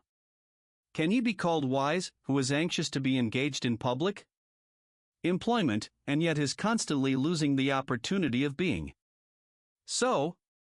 Confucius again said, No, the days and months are passing away, the years do not wait for us. Confucius said, Right, I will go into office. Chapter 2. The master said, By nature, men are nearly alike. By practice, they get to be wide apart. Chapter 3. The master said, There are only the wise of the highest class, and the stupid of the lowest class, who cannot be changed. Chapter 4. 1. The master, having come to Wuxiechang, heard there the sound of stringed instruments and singing. 2. Well pleased and smiling, he said, Why use an ox knife to kill a fowl? 3. Seiyu replied, Formerly, master, I heard you say, When the man of high station is well instructed, he loves men. When the man of low station is well instructed, he is easily ruled. For, the master said, My disciples, Yen's words are right. What I said was only in sport. Chapter 5. Kungshan Fuzeo, when he was holding pie, and in an attitude of rebellion, invited the master to visit him, who was rather inclined to go. 2. Selu was displeased, and said, Indeed, you cannot go. Why must you think of going to see Kungshan? 3. The master said, Can it be without some reason that he has invited me? If anyone employ me, may I not make an Eastern chow? Chapter 6. Sechang asked Confucius about perfect virtue. Confucius said, To be able to practice 5 things everywhere under heaven constitutes perfect virtue. He begged to ask what they were, and was told: gravity, generosity of soul, sincerity, earnestness, and kindness. If you are grave, you will not be treated with disrespect. If you are generous, you will win all. If you are sincere, people will repose trust in you. If you are earnest, you will accomplish much. If you are kind, this will enable you to employ the services of others. Chapter 7. 1. Paishi inviting him to visit him, the master was inclined to go. 2. Selu said, Master, formerly I have heard you say, when a man in his own person is guilty of doing evil, a superior man will not associate with him. Paishi is in rebellion, holding possession of Chengmao. If you go to him, what shall be said? 3. The master said, Yes, I did use these words. But is it not said that, if a thing be really hard, it may be ground without being made thin? Is it not said that, if a thing be really white, it may be steeped in a dark fluid without being made black? For, am I a bitter gourd? How can I be hung up out of the way of being eaten? Chapter 8. 1. The master said, Have you heard the 6 words to which are attached 6 becloudings? You replied, I have not. 2. Sit down, and I will tell them to you. 3. There is the love of being benevolent without the love of learning. The beclouding here leads to a foolish simplicity. There is the love of knowing without the love of learning. The beclouding here leads to dissipation of mind. There is the love of being sincere without the love of learning. The beclouding here leads to an injurious disregard of consequences. There is the love of straightforwardness without the love of learning. The beclouding here leads to rudeness. There is the love of boldness without the love of learning. The beclouding here leads to insubordination. There is the love of firmness without the love of learning. The beclouding here leads to extravagant conduct. Chapter 9. 1. The master said, My children, why do you not study the book of poetry? 2. The odes serve to stimulate the mind. 3. They may be used for purposes of self-contemplation. 4. They teach the art of sociability. 5. They show how to regulate feelings of resentment.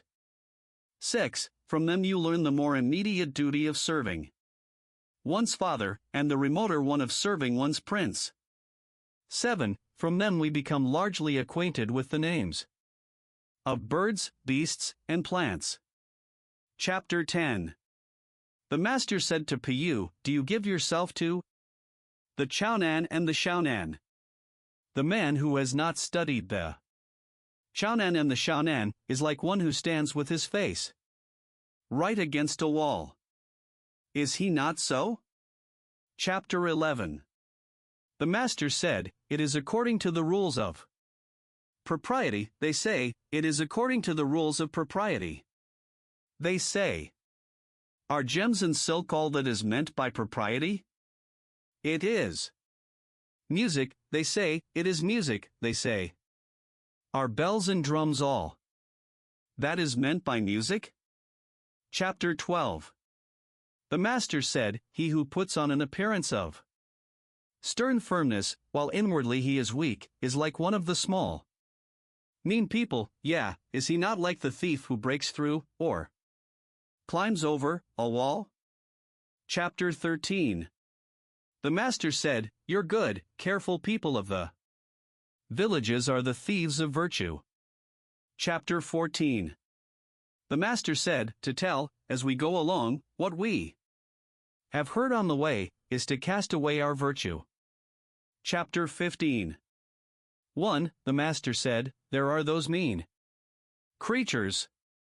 How impossible it is along with them to serve one's prince.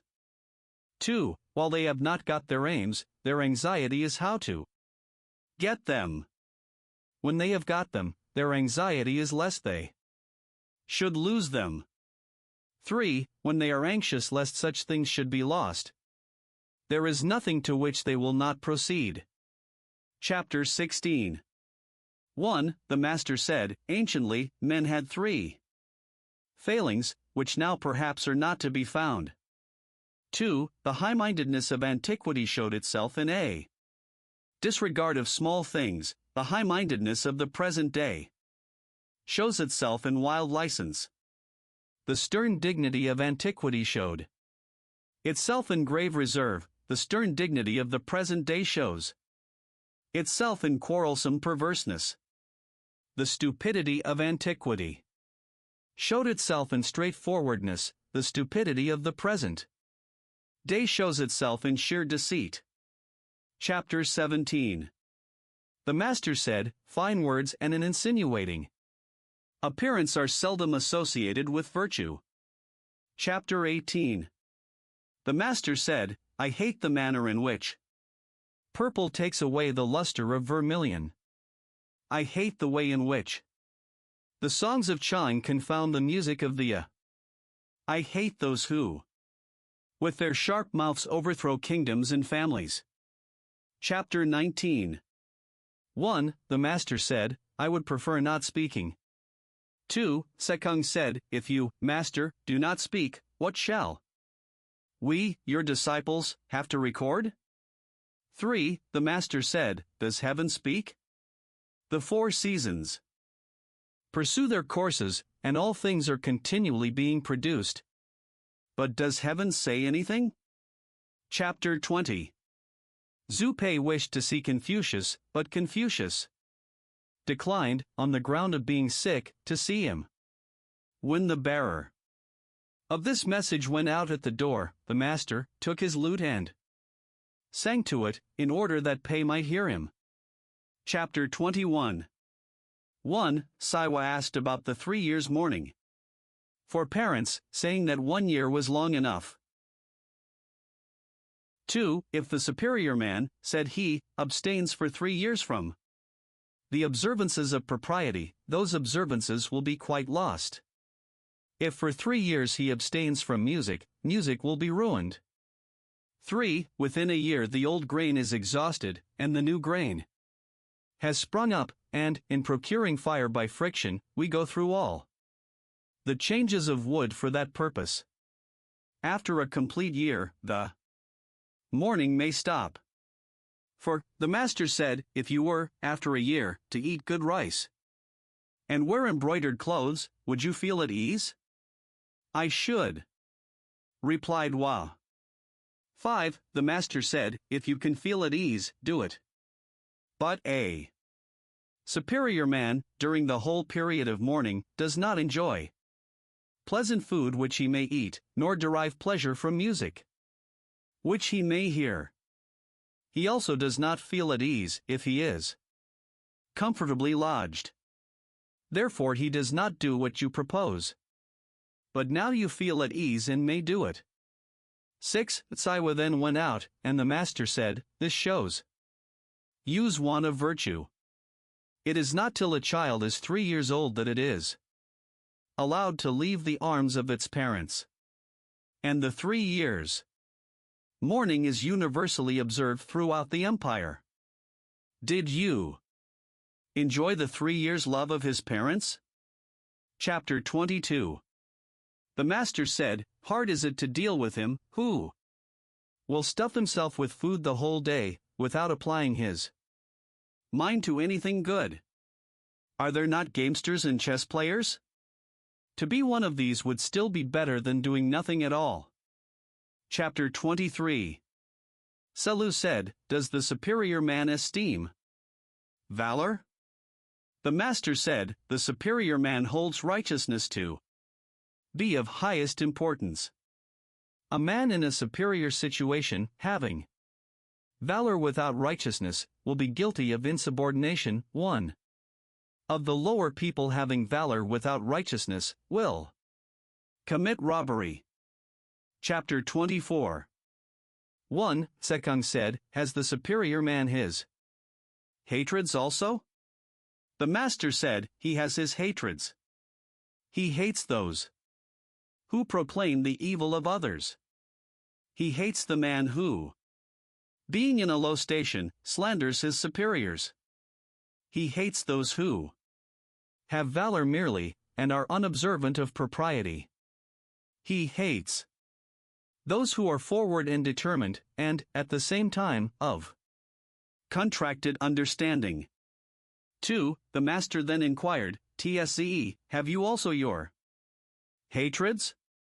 Sekung replied, "I hate those who pry out matters, and ascribe the knowledge to their wisdom. I hate those who are only not modest, and think that they are valorous. I hate those who make known secrets, and think that they are straightforward." Chapter 25. The master said, "Of all people, girls and servants are the most difficult to behave to. If you are familiar with them, they lose their humility. If you maintain a reserve towards them, they are discontented." Chapter 26. The master said, "When a man at 40 is the object of dislike, he will always continue what he is." Book 18 ====. Chapter 1:1. The Viscount of Wei withdrew from the court. The Viscount of Qi became a slave to Chao.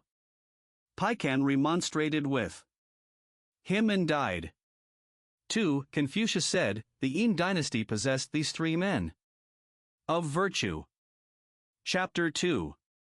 Hui of Lucia, being chief criminal judge, was thrice dismissed from his office. Someone said to him, "Is it not yet time for you, sir, to leave this?" He replied, "Serving men in an upright way, where shall I go to, and not experience such a thrice repeated dismissal? If I choose to serve men in a crooked way, what necessity is there for me to leave the country of my parents?"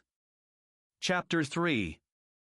The Duke Qing of Qi, with reference to the manner in which he should treat Confucius, said, "I cannot treat him as I would the chief of the Qi family.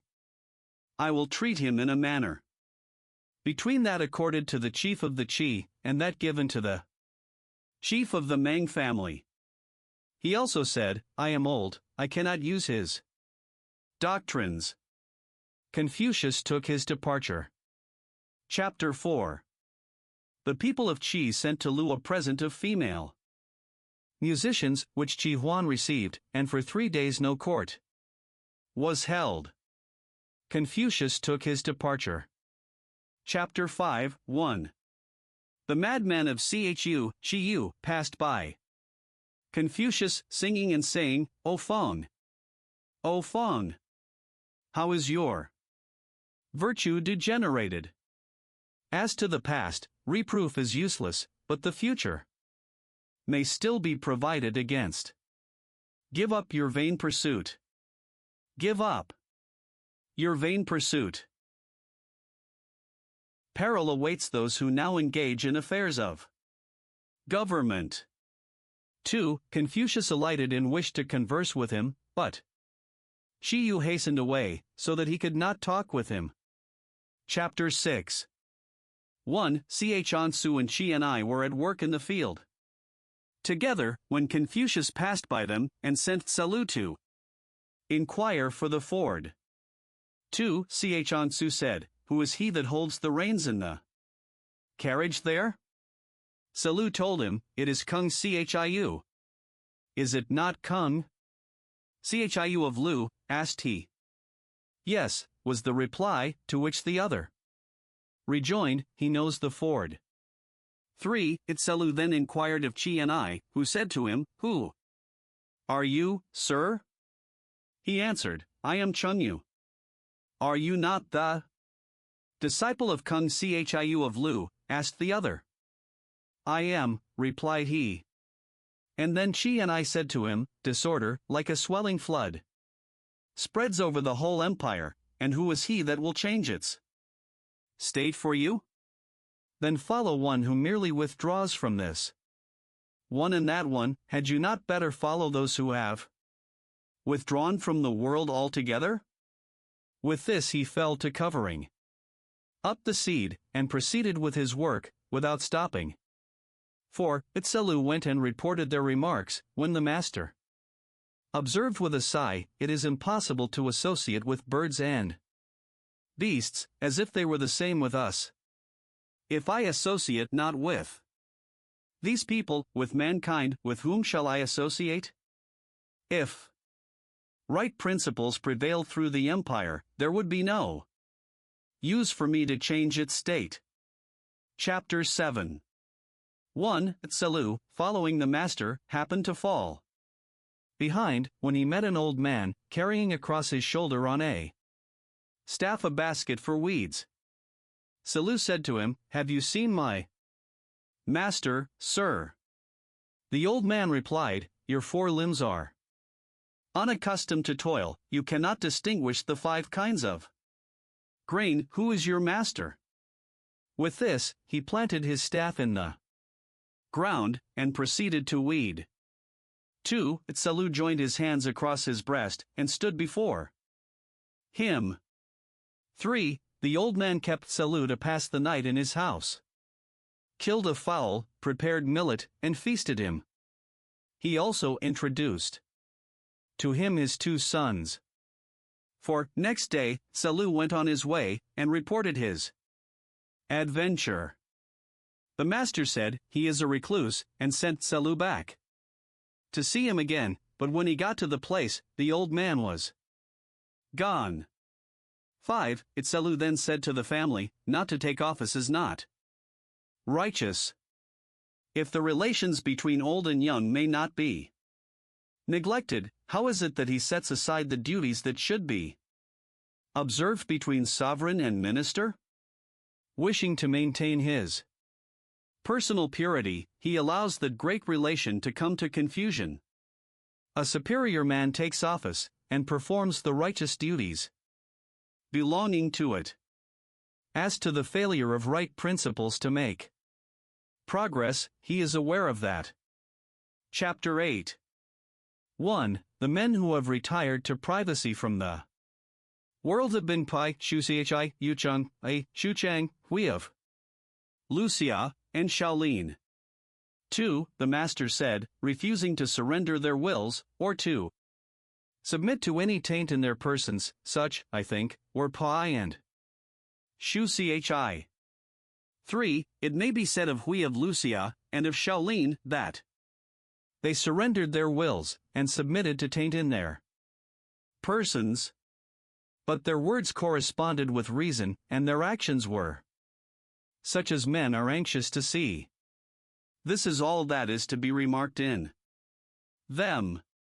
For, it may be said of Yucheng and I.e., that, while they hid themselves in their seclusion, they gave a license to their words.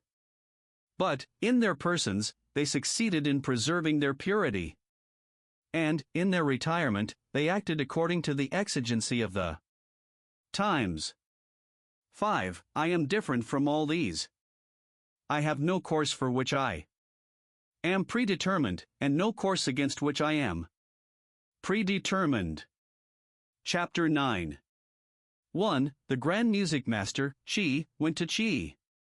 2. Kan, the master of the band at the second meal, went to Chu.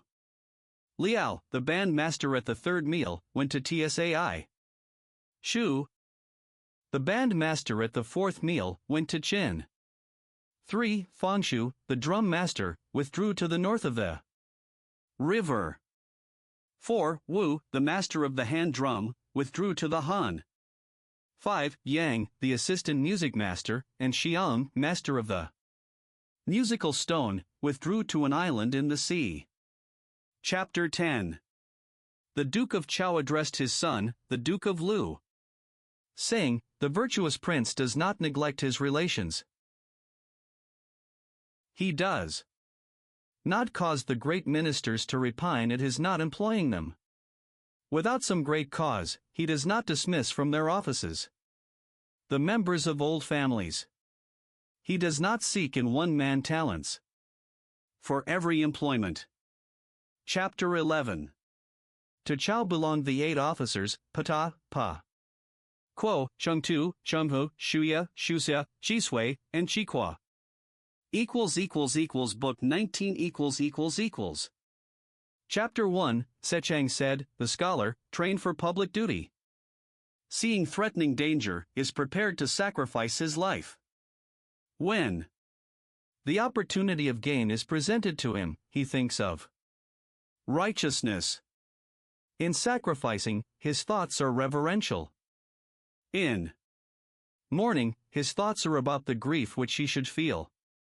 Such a man commands our approbation indeed. Chapter 2. Sechang said, when a man holds fast to virtue, but without seeking to enlarge it, and believes right principles, but without firm sincerity, what account can be made of his existence? Or non-existence? Chapter 3. The disciples of Tsesia asked Sechang about the principles that should characterize mutual intercourse. Chang asked, what does Tsesia say on the subject? They replied, Tsesia says associate with those who can advantage you. Put away from you those who cannot do so. Chang observed, this is different from what I have learned. The superior man honors the talented and virtuous, and bears with all. He praises the good, and pities the incompetent. Am I possessed of great talents and virtue, who is there among men whom I will not bear with? Am I devoid of talents and virtue, whom men will put me away from them? What have we to do with the putting away of others? Chapter 4.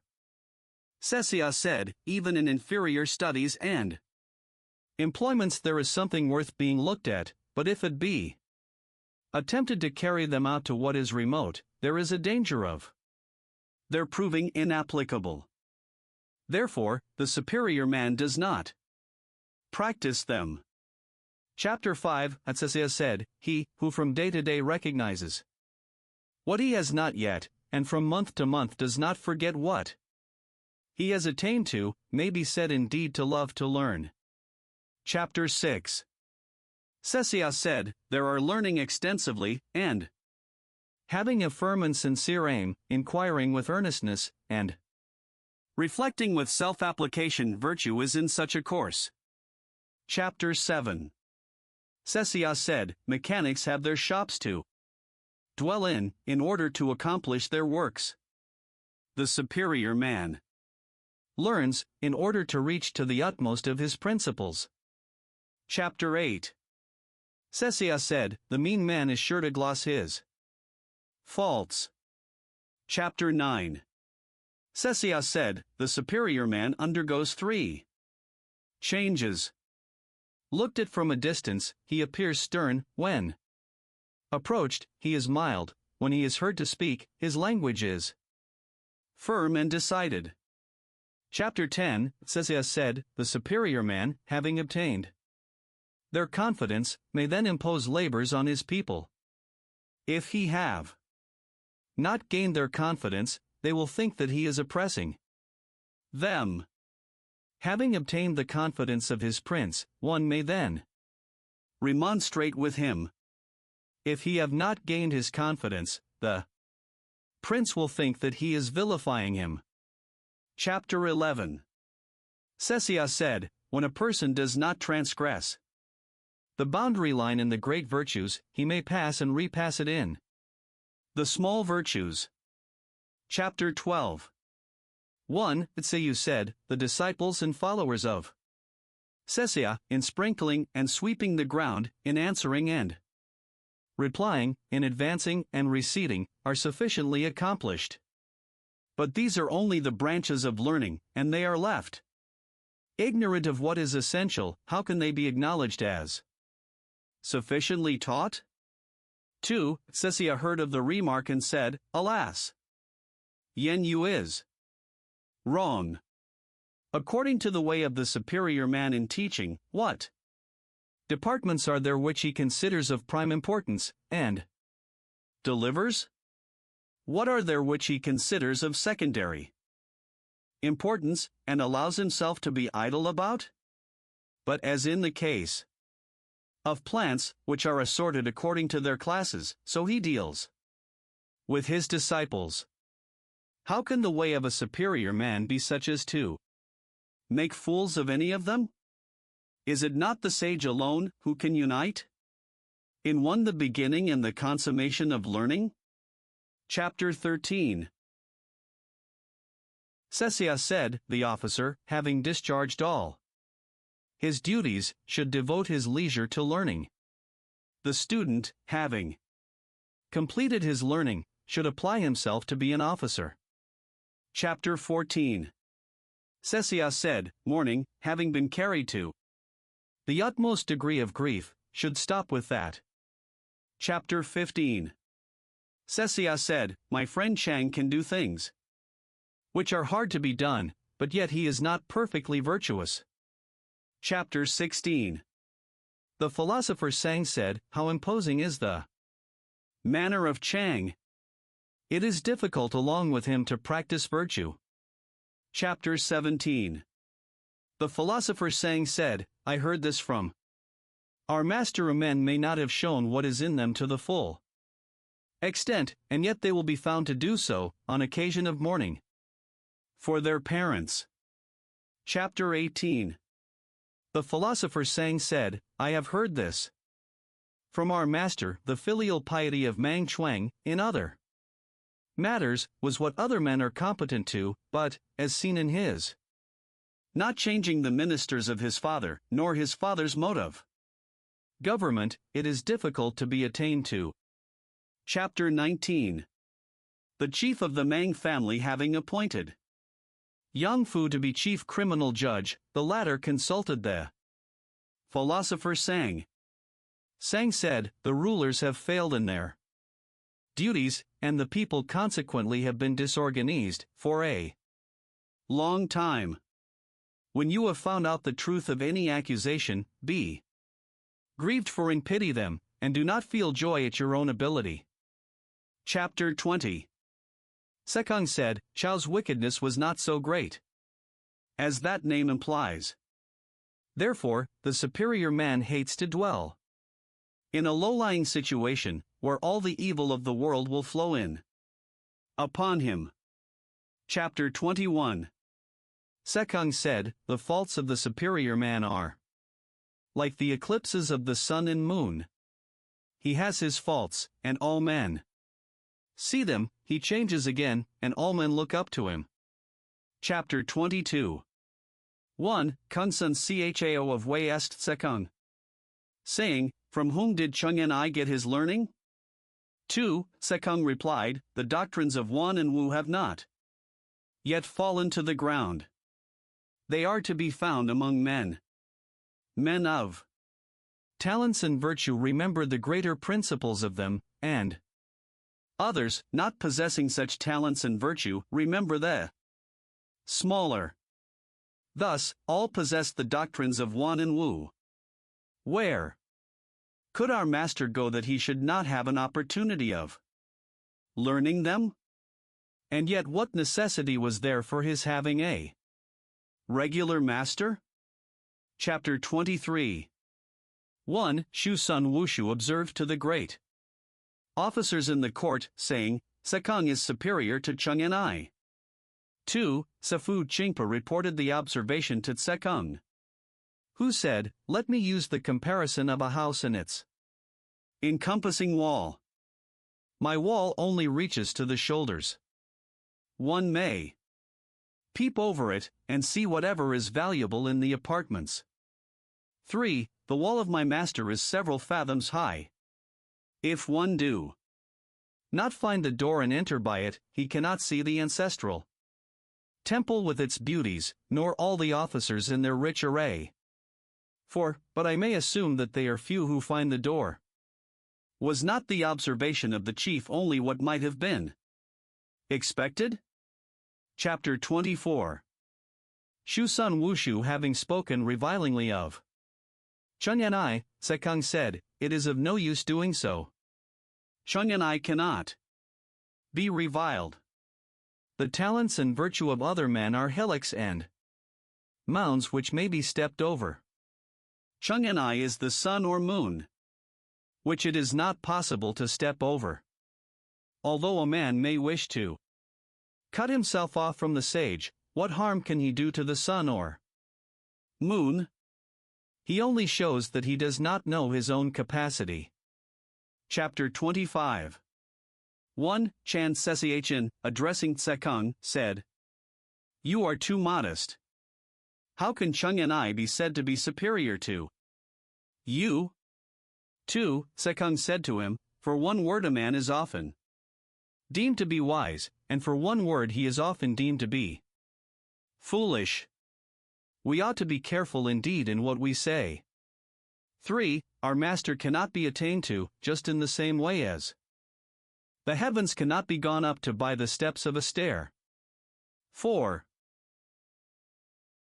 Were our master in the position of the ruler of a state or the chief of a family, we should find verified the description which has been given of a sage's rule. He would plant the people, and forthwith they would be established. He would lead them on, and forthwith they would follow him. He would make them happy, and forthwith multitudes would resort to his dominions. He would stimulate them, and forthwith they would be harmonious. While he lived, he would be glorious. When he died, he would be bitterly lamented. How is it possible for him to be attained to? Book 20 == Chapter 1, 1. Yao said, "Oh, you, Shun, the heaven-determined order of succession now rests in your person. Sincerely hold fast the due mean. If there shall be distress and want within the four seas, the heavenly revenue will come to a perpetual end." 2. Shun also used the same language in giving charge to you. 3. Tang said, "I the childly, presume to use a dark-colored victim, and presume to announce to thee, O most great and sovereign God, that the sinner I dare not pardon, and thy ministers. O God, I do not keep in obscurity. The examination of them is by thy mind, O God. If, in my person, I commit offenses, they are not to be attributed to you, the people of the myriad regions. If you in the myriad regions commit offenses, these offenses must rest on my person. For Chao conferred great gifts, and the good were enriched. 5. Although he has his near relatives, they are not equal to my virtuous men. The people are throwing blame upon me, the one man. 6. He carefully attended to the weights and measures, examined the body of the laws, restored the discarded officers, and the good government of the kingdom took its course. 7. He revived states that had been extinguished, restored families whose line of succession had been broken, and called to office those who had retired into obscurity, so that throughout the kingdom the hearts of the people turned towards him. 8. What he attached chief importance to were the food of the people, the duties of mourning, and sacrifices. 9. By his generosity, he won all. By his sincerity, he made the people repose trust in him. By his earnest activity, his achievements were great. By his justice, all were delighted. Chapter 2. 1. Sechang asked Confucius, saying, "In what way should a person in authority act in order that he may conduct government properly?"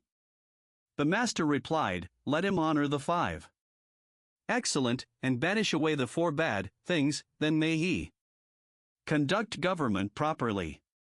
Sechang said, "What are meant by the 5 excellent things?" The master said, "When the person in authority is beneficent without great expenditure, when he lays tasks on the people without their repining, when he pursues what?